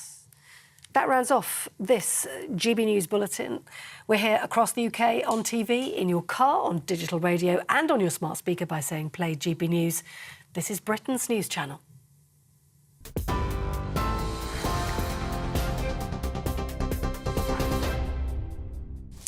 Thank you, Polly. Now, there's only one place to start. Boris Johnson told the COVID inquiry that his government underestimated the threat posed by the COVID in the early days of the pandemic. The former Prime Minister apologised to victims and their families. He also said his government was frazzled as COVID kept coming. And he explained that the argumentative culture within the government wasn't a bad thing. Well, I'm joined now by Pip Thompson, who's been there for us all day. Pip, and I understand Boris has just left the COVID inquiry. Literally, Martin, in the last minute, he has just departed. There was a lot of people waiting for him. Yes, the media, but also families of the bereaved as well, just waiting in the corner. It is quite a scene here this evening as the former Prime Minister wraps up his first day of giving evidence. He gave some 6 hours of evidence today, and he goes again tomorrow. There were some jeers I could hear as he came out. People have been here all day, some forced to wait outside because there's not enough room in the inquiry itself, and they wanted answers. They wanted answers from the Prime Minister who presided over the pandemic, and I have to say that he was a lot less combative and a lot less punchy than I expected today, and there was also quite a few apologies as well. It came at the very beginning of the hearing where he said he was deeply sorry for the pain and the loss of the suffering of the victims and their families. Well, that wasn't good enough for several people who stood up holding photographs of their loved ones. They refused to sit down and they were ejected from the room. Now, in the last hour or so, we heard a lot about what we heard a lot about already, but even more today from Boris Johnson about the culture within Number 10. Claims that it was full of misogyny, it was toxic, and Boris Johnson was asked how aware he was of this. He made the point that the culture was occasionally argumentative, but that wasn't a bad thing. And an atmosphere was needed where people felt like they were able to say controversial things. Have a listen to this. Nobody came to me and said this is people have got gold complexes and internecine warfare going on here. What I saw was a country that needed continuous, urgent action, and it needed solutions to be found. And what I wanted were meetings in which people could speak their minds without fear of being embarrassed or being seen to say something foolish. And that's one of the reasons, by the way, why I sometimes spoke bluntly and freely in meetings. I wanted to give everybody cover to do the same. I wanted people to feel that they could, if they had an idea, then I wanted to hear it. This afternoon, Boris Johnson was also questioned by inquiry lawyer Hugo Keith-Casey about the former Health Secretary Matt Hancock. We've heard already, haven't we, about the numerous times that Boris Johnson was urged to sack him. One of those people urging him to do it was Dominic Cummings, his former most senior advisor. And there was that claim from Dominic Cummings that Boris Johnson wanted to keep him in position as the sacrifice of the inquiry. Now, Boris Johnson flatly denied this. He said that Matt Hancock was doing a good job in very difficult circumstances and there was no advantage to moving him as he was urged to do. He was also quizzed, as you would expect, about his decision to lock down on Monday, March the 23rd, when people were ordered to stay at home. And he said by that time we'd run out of a wriggle room. We had run out of time. And Baroness Hallett actually asked him, she's chairing the inquiry, she actually asked him about whether he was persuaded by any argument against lockdown. And he said that he gave it short shrift. And then a little earlier today, Boris Johnson did appear to get tearful and emotional when talking about the many thousands of tragedies during this pandemic. Just listen to this.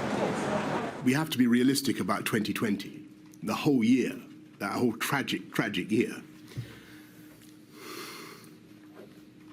We did lock down, but then it bounced back after we'd unlocked.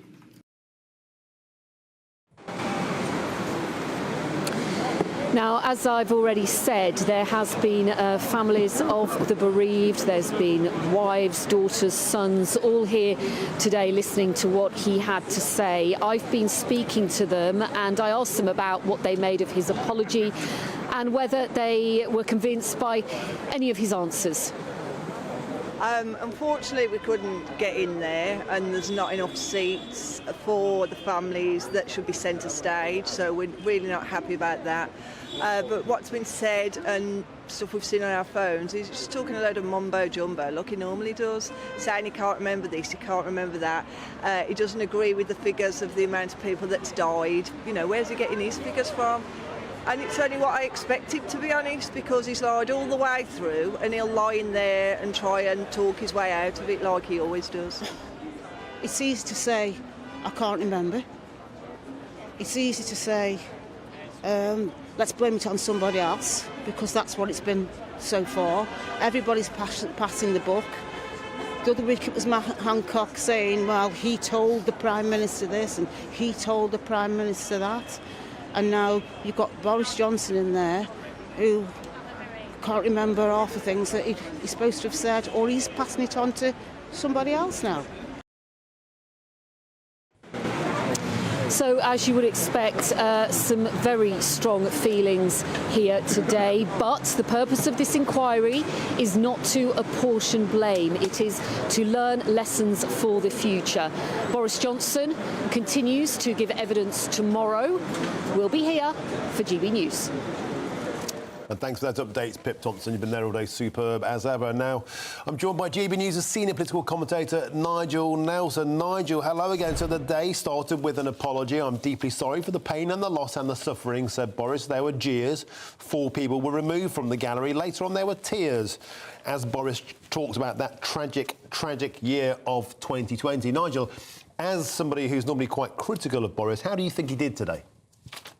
Well, you're absolutely right. I am quite critical of him. I think I don't think he was. I think he was actually a pretty useless prime minister, and it was unfortunate we had him for the pandemic. But however, I do think that what he was saying today seemed to come from the heart. He seemed to be being honest about things, which he's often not been in the past.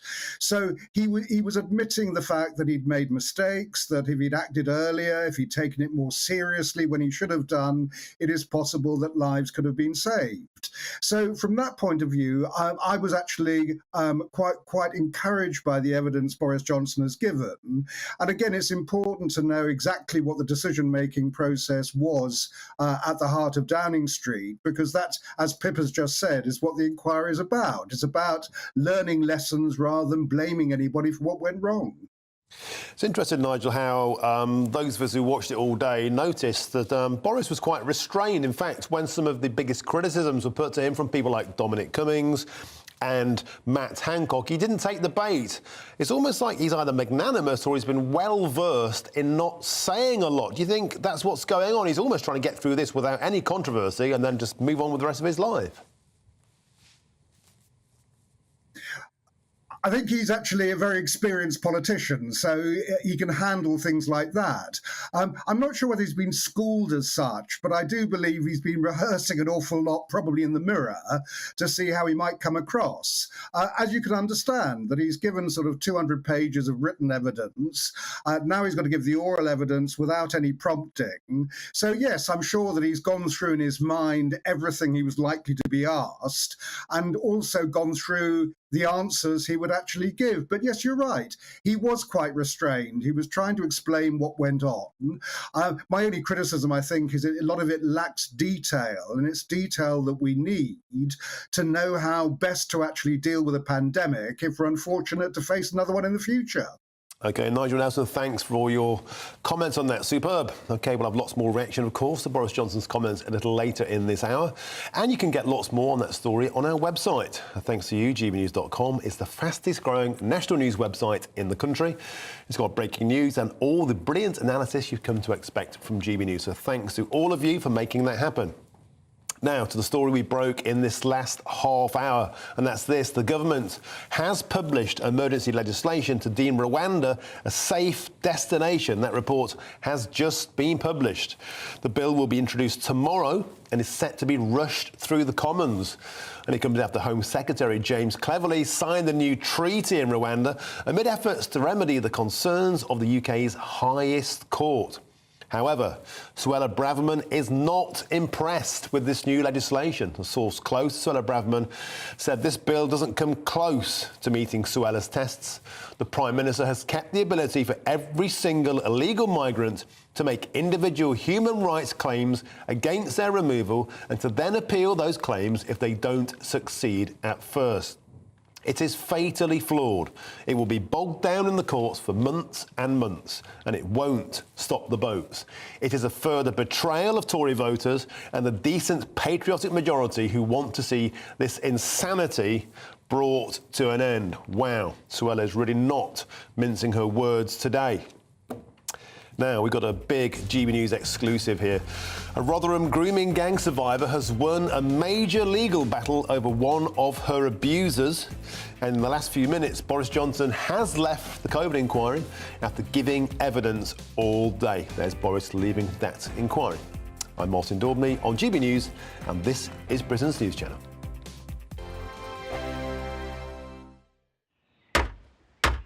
Who is it? We're here for the show. Welcome to the Dinosaur Hour with me, John Cleese. I was married to a therapist. And you survived? I thought we were getting Hugh Laurie. Second best. You interviewed Saddam Hussein. What's that like? I was terrified. I'm playing strip poker with these three. Oh! No, thank you. My CDs need to be put in alphabetical order. Are you going to be problematic again? The Dinosaur Hour. Sundays on GB News. Good afternoon, Britain. Good afternoon, Britain. Join us, Tom and Emily, To find out what's happening in the heart of Westminster. and why it matters to you. Weekdays from midday, we bring you the most compelling stories from across the United Kingdom. And from your doorstep to our inbox. That's right, we want to hear from you. GB News, Britain's news channel. I think the most exciting bit for me is talking to people. People who I think are ignored often by the major news channels we're going to give news they want to hear. There's a voice there that needs to be heard. I think there's a chance here for a diversity of opinion to be expressed, which you don't find elsewhere. It's really exciting. We don't hold back. We're free to say how decisions that are taken here affect us all around the country. Only on GB News, the People's Channel, Britain's news channel. I'm Michelle Dewberry, and I'm not here to tell you what to think.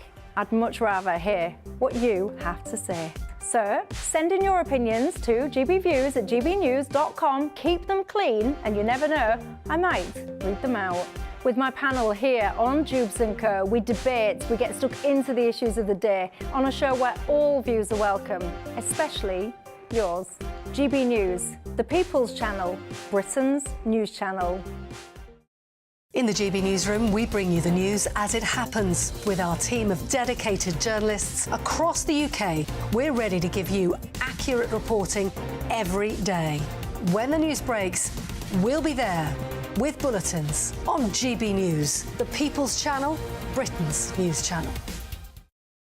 Your weekend starts here with Friday Night Live with me, Mark Dolan, 8 till 9 on GB News.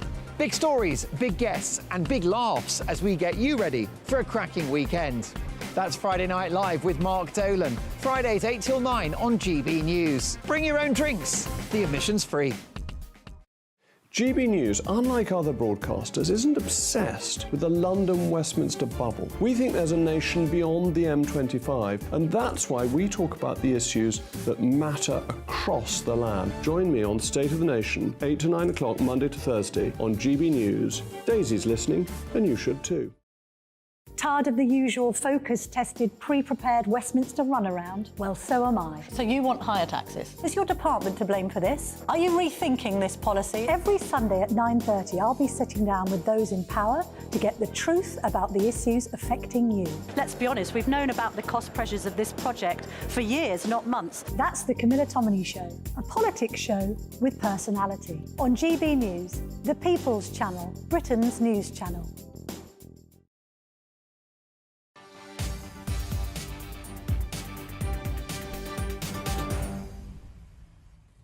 Welcome back. It's 5:22. You're watching or listening to me, Martin Daubney, on GB News. And I'll tell you how you can help Nigel Farage be crowned the King of the Jungle. Now, to a GB News exclusive. A Rotherham grooming gang survivor has won a major legal battle over one of her abusers, with the High Court granting her the power to sell his home in a £450,000 victory. Well, GB News reporter Charlie Peters has the exclusive, and he joins me now in the studio. Charlie, fantastic news, and it seems at last common sense has been served and justice has been done. That's right. I mean, I've been working with this survivor for a number of years now. She supported much of the channel's campaigning work and our documentary earlier this year on grooming gangs, Britain's Shame, and this news is fantastic. But her story is tragic. Just to give you a brief timeline for our viewers and listeners, Liz was abused in a flat, held there for 10 weeks when she was just 14 in Rotherham, the South Yorkshire town, which was the centre of this appalling national scandal, where over 1,500 girls were abused from 1997 to 2013. An appalling experience. When she got out of that flat, rescued eventually by a local campaign group in the South Yorkshire town, she started to rebuild her life, but in essence, so much of her happiness and her childhood had been stolen. And it took until 2018 for her abuser, Ashgar Bostan, to be jailed. He was jailed for just 9 years, which Elizabeth told me felt like a slap in the face. But the scandal continued. In 2020, she found out, and the Ministry of Justice apologised after her abuser was moved to an open prison without her being informed. And 2 years later, in 2022, he was released, having served just half of his sentence. This is a rapist of a child being in prison for under 5 years. But Elizabeth says that she's finally got the justice that she deserves with this groundbreaking legal case, a civil action against her rapist. In March, she secured £425,000 of damages against Mr. Bostan, and now, many months later,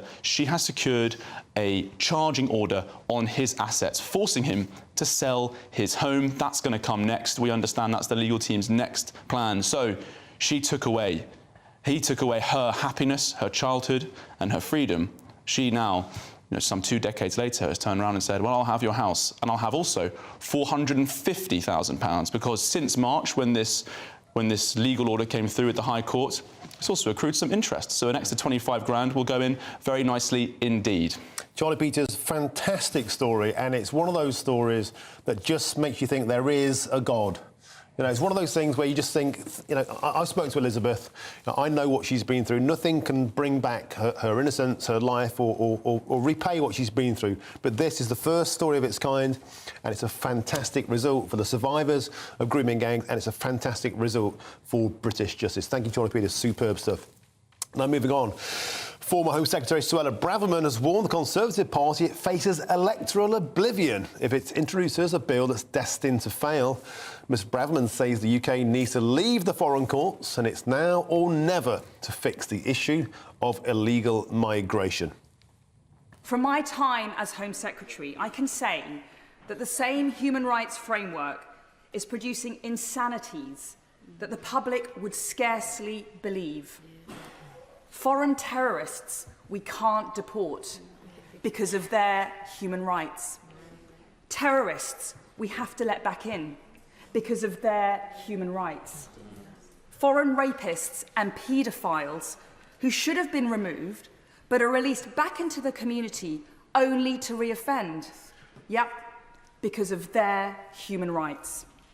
Violent criminals pulled off deportation flights at the last minute, thanks to the help of Labour MPs, free to wander the streets and commit further horrific crimes, including murder. Protesters let off the hook for tearing down statues and gluing themselves to roads. And our brave military veterans harassed through the courts some 40 years after their service. Well, that was Suella steaming in earlier on today in the Commons. Joining me now to go over this is broadcaster Michael Crick. Michael, thanks for joining us on the show. Always a pleasure. It's now or never. The Conservative Party faces electoral oblivion in a matter of months if we introduce yet another bill destined to fail. And as we speak, Michael, that bill is being presented to the 1922 committee. The Tories are revolting. You must be delighted.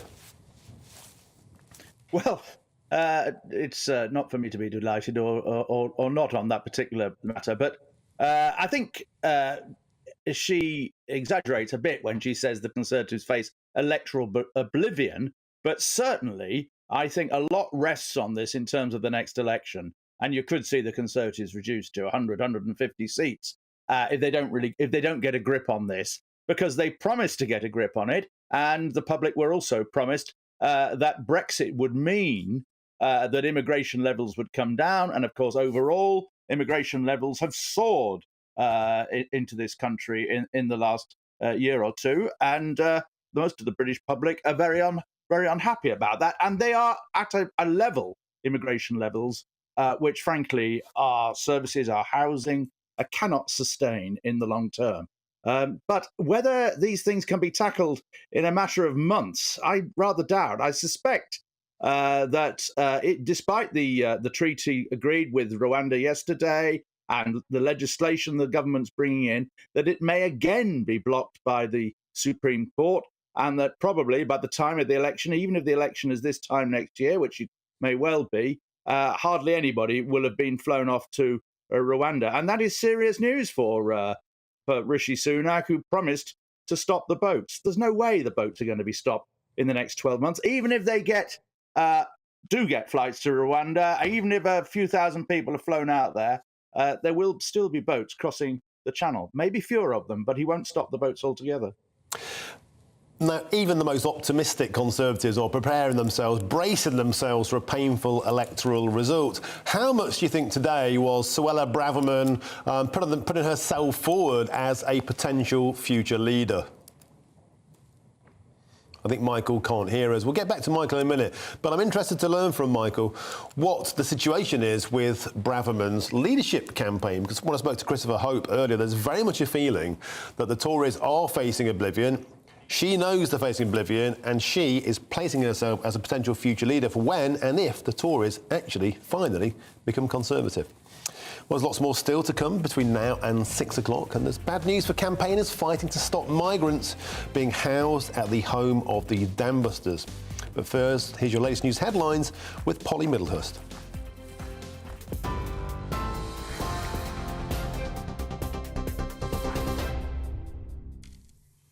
Martin, thank you. The top stories this hour. Emergency legislation has been published, as you've been hearing, declaring Rwanda a safe country as the government pushes to revive its migrant plan. However, a source close to Suella Braverman described it as fatally flawed, saying it won't stop the boats.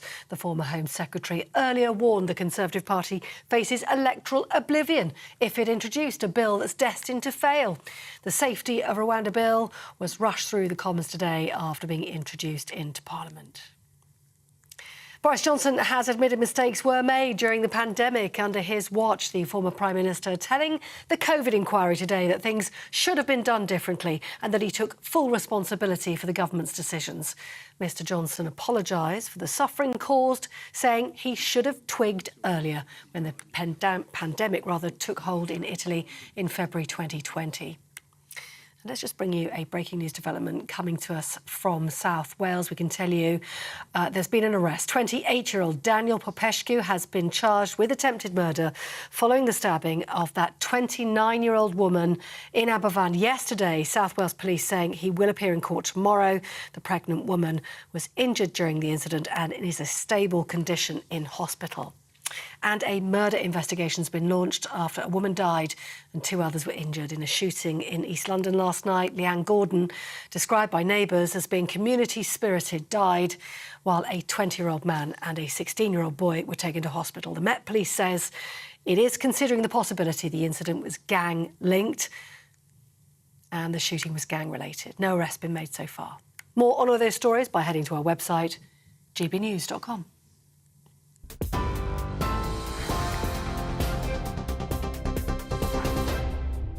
For a valuable legacy your family can own, gold coins will always shine bright. Rosalind Gold proudly sponsors the GB News Financial Report. Let's take you through the markets then for today. And the pound buying you $1.2584 US dollars and 1.1664 euros. The price of gold is £1,611 and 94 pence an ounce. And the FTSE 100 has closed for the day today. It stood at 7,515 points when it closed. Rosalind Gold proudly sponsors the GB News Financial Report.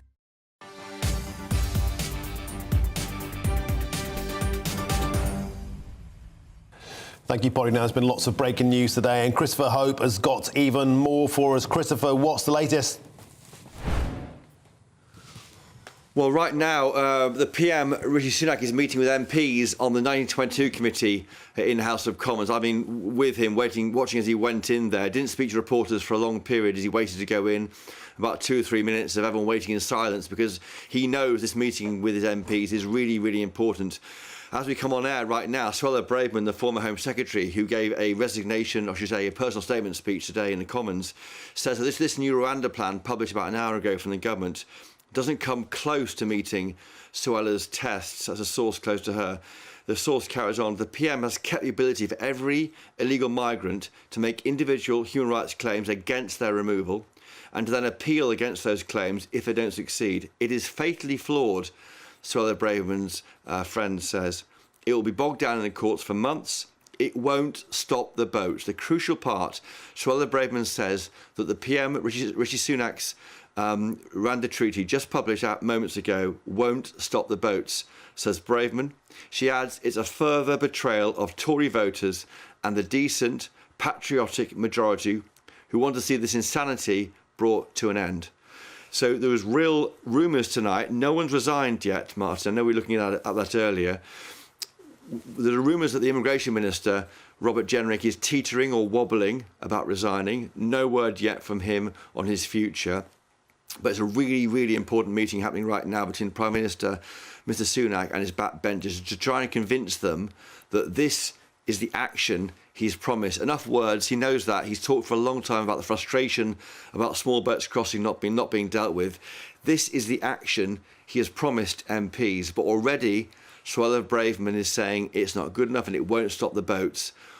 The government will say to us the ambition is to see the first flights taking off with people who arrived here illegally by boat to Rwanda to be processed. But the word at the moment is not clear, and some ministers are on resignation watch. Back to you in the studio. Chris, this is absolute bedlam. This is basically Suella Braverman reiterating her concerns, now verified, having looked at the actual bill in question. Quite clearly, she believes it does not muster up to passing British sovereignty. It does not muster up to British law being supreme. It still leaves this plan very much at the mercy of the European Court of Human Rights and the Lords and the lawyers and everybody else and the 1922 committee. This is now an open, huge revolt in the party, Chris. Well, it's not yet. There's only one remark from Suella Braverman. According to people who have read the detail of this and are lawyers, they're saying that the problem that Mr Jenrick might have with it, again, speculation, but the problem critics might have with this document is that Section 4 means that it may be possible to use particular individual circumstances to fight a deportation. And if that's the case, we're back to square one. We are not going to be seeing these flights taking off. I know I often say on your programme, we've got a pint of beer resting on the counter, this bet between me and PM Rishi Sunak.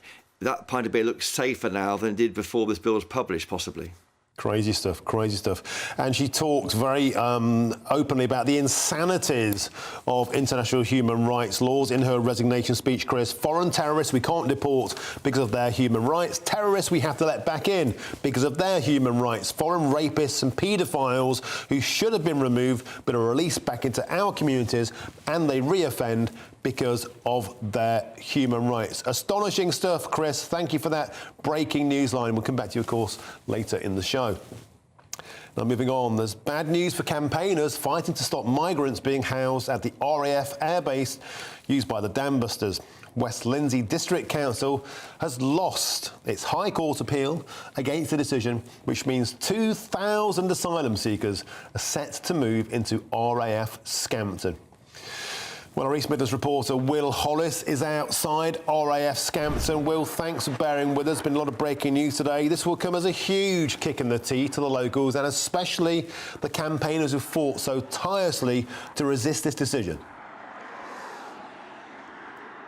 Yes, well, it's since March that the people of Scampton, local people from Lincolnshire and people from across the country have been coming and standing out front of these RAF Scampton gates to protest the decision by the government to use the famous Dam Busters base to house up to 2,000 asylum seekers. It's a story we've been coming back to over and over on GB News, but today we have the result from the judicial review. If you remember, a month ago we had a two-day hearing where West Lindsey District Council from here in Lincolnshire and Braintree District Council from Essex, as well as a local resident from Braintree, went to the High Court to challenge the Home Office on the use of Scampton and Wethersfield for housing asylum seekers. And today we've heard from Mrs Justice Thornton, who dismissed the council's claims that the Home Office was acting unlawfully. Now, essentially what the claims were that this was not an emergency, that the Class Q provision to use these sorts of bases for emergency measures was not unlawful. Mrs Justice Thornton said that the Secretary of State was entitled to use RAF Scampton and Wethersfield under those Class Q measures. However, the Mrs Justice said that the development proposed caused significant risk of community tension. Well, we've seen that community tension even before asylum seekers have moved into RAF Scampton. From West Lindsey District Council, we've heard today that it says they are disappointed and it remains firmly of the view that the site of RAF Scampton is not suitable for accommodating 2,000 single adult asylum seekers. From Braintree, we've we've heard that they are going to try to appeal the decision. That's their intention. They've asked the High Court if that's something that they can do.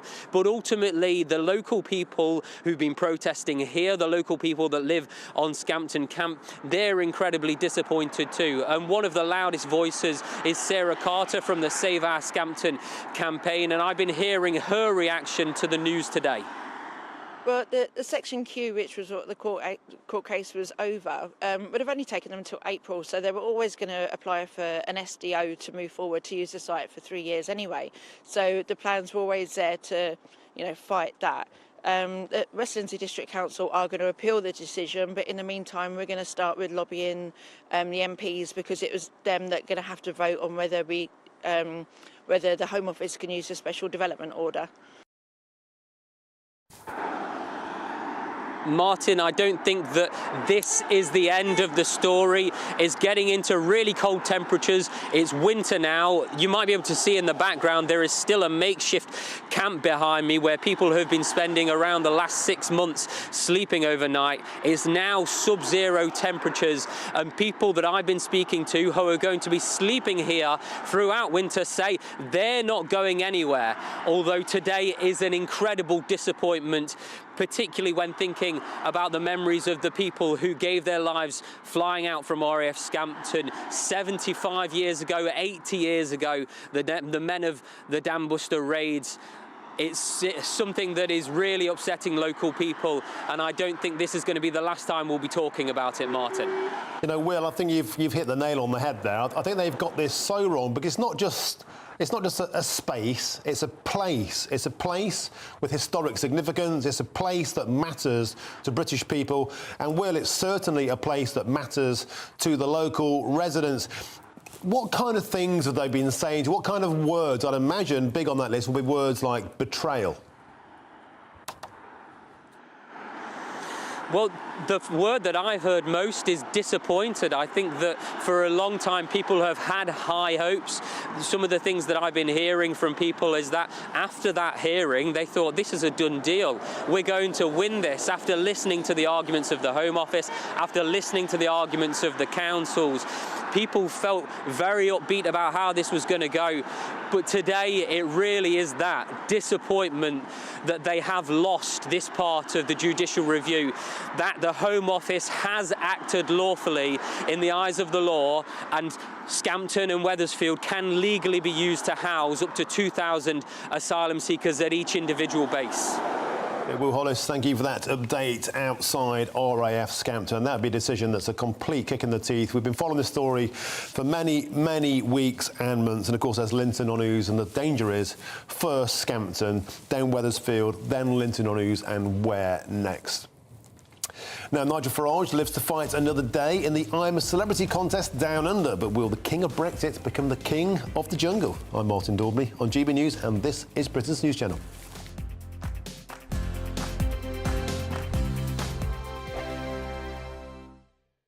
Wake up to the headlines with Headliners every morning at 5 a.m. We treat you to the day's biggest stories before anyone else, 7 days a week. You can catch up on everything you need to know before you've even had your kippers. Headliners every morning at 5 a.m. only on GB News, the People's Channel, Britain's news channel. I'm Andrew Doyle. Join me at 7 o'clock every Sunday night for Free Speech Nation, the show where I tackle the week's biggest stories in politics and current affairs with the help of my 2 comedian panellists and a variety of special guests. Free Speech Nation, Sunday nights from 7 on GB News, the People's Channel, Britain's news channel. Big news, big debates, big opinion. Patrick Christie's Tonight is the week's biggest show. Every weekday, 9 to 11 p.m, we've got the inside track on the day's top stories. There'll be sharp takes you won't get anywhere else. We will set the news agenda, not just follow it, and I want to bring you along for the ride. Whatever it is, we'll have our finger on the pulse. It's news, but it's this close to entertainment. Patrick Christie's Tonight, 9 to 11 p.m, only on GB News, the People's Channel, Britain's news channel. Now then, Lee Anderson here. Join me on GB News on my show, The Real World, every Friday at 7 p.m. I'm not eating bloody cat. Are you Delicious. mental? Open your mouth. OK, here comes a train. Reminds me of the scene in Singing in the Rain. Adam, is that a good one? Join me at 7 on GB News, Britain's news channel. What you get for breakfast is something that, if we do our jobs right, you will wake up to news that you didn't know the night before. It's a conversation. It's not just me and Eamon. We want to get to know you, and we want you to get to know us. From 6, it's Breakfast with Eamon and Isabel. Monday to Thursdays on GB News, Britain's news channel. There's only 3 people you can trust in life. Your doctor, your lawyer, and your nana. I'm not sure. So join me, Nana Aquare, at 3 p.m. every Saturday and Sunday, where we discuss the biggest topics of the weekend. Be ready for battle. Could you be quiet? What is this? It's my new teeth. It's your new teeth. I don't bite. Well, not without a good reason. Always honest, always fun. Every weekend at 3 p.m. on GB News, the People's Channel, Britain's news channel. Every Sunday from 11, join Michael Portillo. There will be topical discussion, looking at the week before and the week to come. So kick back and relax at 11 a.m. on Sundays on GB News with me, Michael Portillo. GB News, the People's Channel, Britain's news channel. I'm Michelle Dewberry, and I'm not here to tell you what to think. I'd much rather hear what you have to say. So send in your opinions to gbviews at gbnews.com. Keep them clean, and you never know, I might read them out. With my panel here on Jubes & Co, we debate, we get stuck into the issues of the day on a show where all views are welcome, especially yours. GB News, the People's Channel, Britain's news channel. Have a great Saturday night with me, Leo Carson, this Saturday Night Showdown. It's a crazy world out there, so come and make fun of it with me, my panel of comedians, and a couple of people who actually know what they're talking about. This Saturday Night Showdown is your front row ticket to the clown show every Saturday, only on GB News, the People's Channel, Britain's news channel.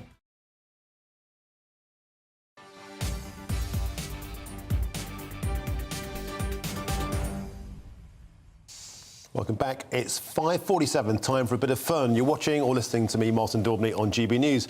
Now, you may have noticed my colleague Nigel Farage is, of course, currently starring in I'm a Celebrity. And the king of Brexit wants to become the king of the jungle. He's got a special message for you. I'm asking you to vote Remain. No, seriously, vote for me to remain in the jungle. Now, the easiest way to do it is to get the I'm a Celebrity app. That gives you 5 free votes. Or you can phone or text. Now, if you want to register to vote for Nigel Farage, you'll need to grab your phone and scan that QR code you can see there on your screen and download the I'm a Celebrity app. And as Nigel just said, you can vote for him 5 times per day. Go on, you know it makes sense. Your country needs you. Mr. Brexit could become the king of the jungle and the Remainers' worst nightmare. Well, joining me now is showbiz journalist Rebecca Twomey. Thanks for joining us on the show.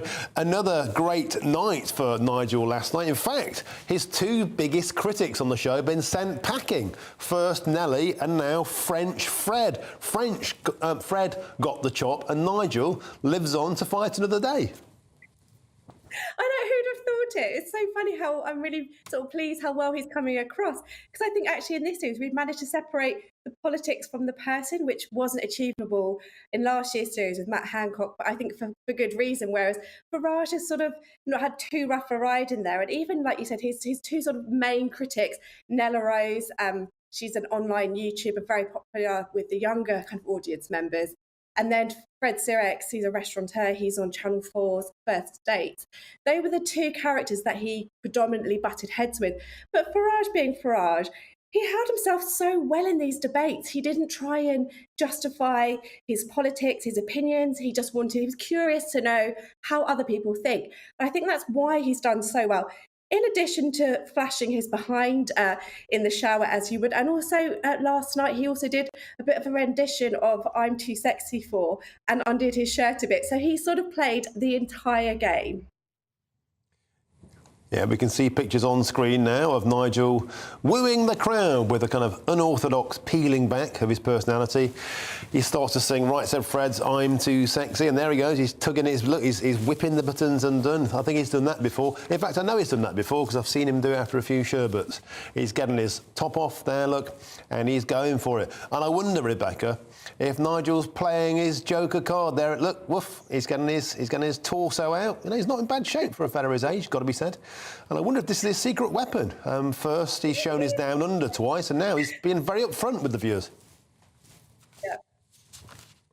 Yeah, and do you know what? That's the fun part, is that he's shown that even if people don't agree with his politics, which I think a lot of people do, they just don't want to say publicly that they do. But the fact that he's just showing that he is a person, he is a nice guy, he is charismatic, and he's got really stuck into I'm a Celebrity, rather than wanting to try and win younger members and voters and audience members to his sort of ideology. He's actually just, I think, been himself and been quite fun. And that's what we want. It's an entertainment show. I'm a Celebrity has been around, for 2 decades, and people want to be entertained. And that's exactly what Nigel has done. And I think a lot of people will be quite resentful of that and not like the fact that actually he's quite a likeable guy, don't you think? And do you reckon that those pictures of Nigel getting his kit off and tap dancing around and singing, are they the kind of thing that will make him more popular, or could they come back to bite him on the bum if he tries to get a serious political career going again? I mean, I don't think it's deliberate. I think now there's so much reality TV. Audiences are very savvy when someone is faking it, when someone is trying to win people over and not being sincere and genuine. I think more so than ever, particularly in TV, it's so transparent. And with Nigel, I think what you're seeing is what you get. I don't think that was a ploy to win people over. I think that was just him messing around being who he wants to be. It's not like he jeopardised any of his political beliefs or embarrassed himself. He actually showed that he can have a laugh at the right time. And that's what I think people want to see, the human side of him. So I think from an entertainment perspective, he's been brilliant. And from a political perspective, why does it matter? When we look at what some of our politicians did partying during lockdowns, I think we're allowed, Nigel might have a foray back into politics after I'm a Celebrity. And I think, why not? OK, Rebecca Twomey, thanks for joining us on the show. And it's that time of day when Michelle Dewberry hoves into view. And it always seems to be that you come into view when Nigel's doing something inappropriate. Oh, it's because I'm desperate to just see any repeat glimpse of the skin of Nigel Farage. I'll give it 5 minutes when he's out the jungle before he starts selling renditions of him singing I'm Too Sexy as a ringtone for people to be able to download. It's going to happen. If he hasn't had that idea yet, he can have it for free from me. That's what I say. But good, I was very pleased when he got kept in the jungle last night. I've never voted in a reality TV show in all of my life, but I'm like fastest finger first on my app with my 5 free votes. I just want him to win. I think it'll be hilarious. It'll really annoy all, many people actually. I was going to say all people, but just many people it will annoy, I'm sure. Anyway, there's been so much going on today, hasn't there? I managed to stay awake. The COVID inquiry didn't send me to sleep. It was a bit dull, I thought. I thought Boris was an expert at saying not a lot.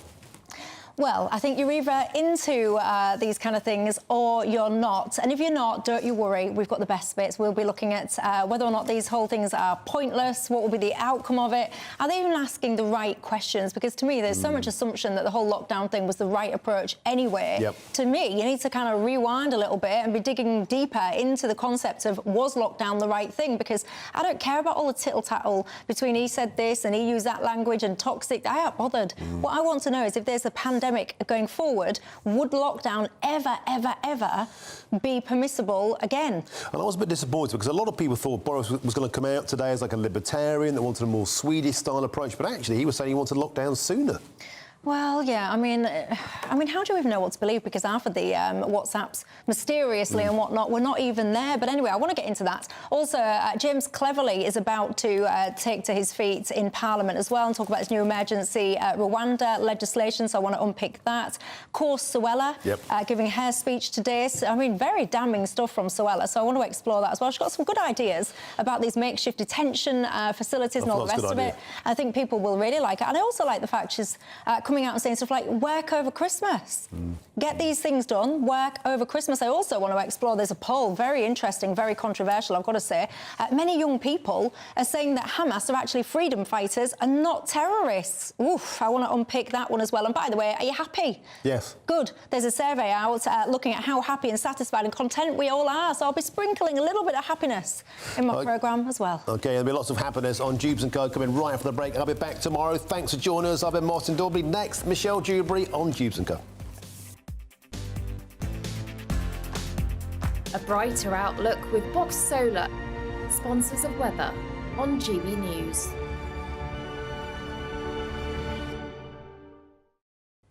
Hello again, it's Aidan McGivern here from the Met Office with the GB News forecast. It's cold out there at first this afternoon, but it does turn wetter from the west through the evening, and overnight winds will increase, those winds coming from the Atlantic, bringing milder but also more unsettled weather over the next few days. Low pressure returning from the west, and the rain is already setting in across parts of Northern Ireland, western fringes of England, Wales and western Scotland. Now, as that rain bumps into the colder air further east, there will be some hill snow over the Pennines and more especially the Grampians, where a few centimetres of snow could cause some issues over some of the higher routes of Scotland. But at lower levels it's rain because we're seeing milder air pile in from the west.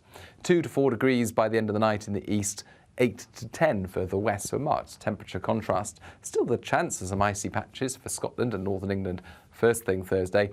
But by the time we get to the afternoon, it's grey and wet in many places. The wind's picking up, showers for the Northern Isles, and actually for East Anglia and the far southeast, it stays dry until later in the afternoon. But elsewhere, it's heavy, persistent rain moving through. 11 to 13 degrees in the far southwest. Staying chilly, though, 5 to 7 further north and east with that rain setting in. Friday is another unsettled day. We've got an area of low pressure and spiralling bands of rain or showers circulating around it. Also blustery winds on Friday with the chance of some strong gusts in the west. Similar conditions lasting through the weekend. That warm feeling inside from Boxed Boilers, sponsors of weather on GB News.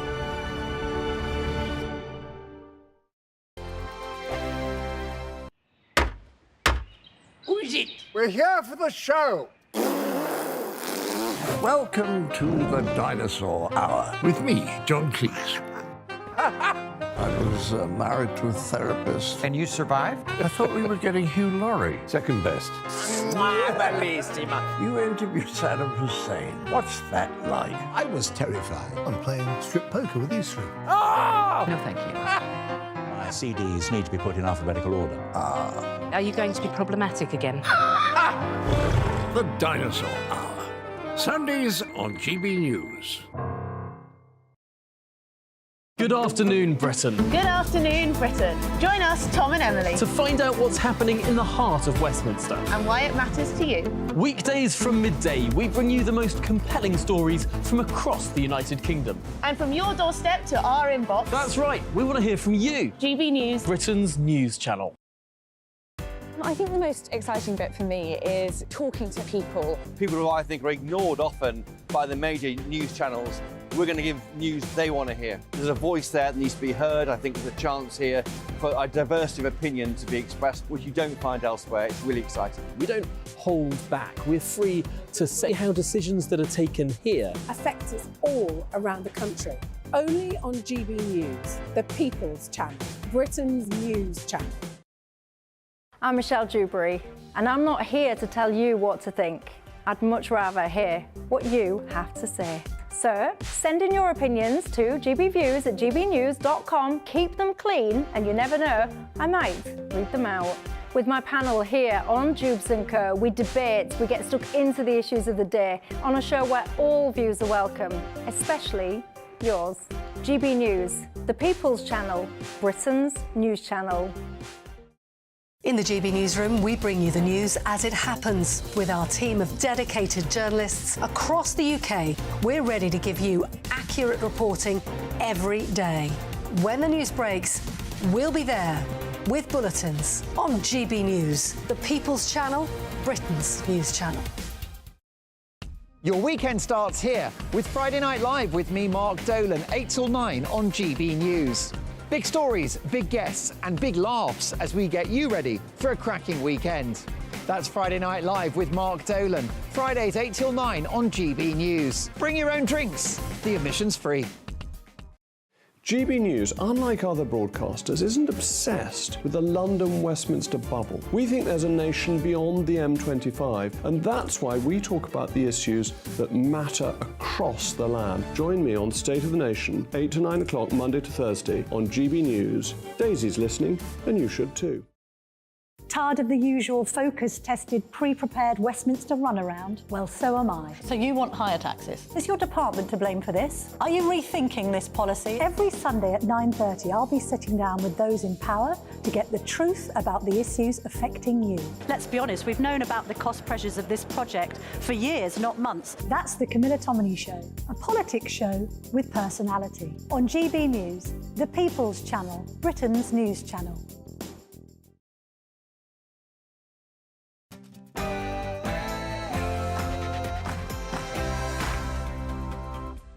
Well, hello there. What a busy day it has been. James Cleverly, the Home Secretary, is about to speak in Parliament any moment now regarding the emergency legislation, of course, relating to Rwanda. We'll be crossing live to that as soon as it happens. Speaking then of immigration and Rwanda, Suella Braverman delivered her resignation speech today.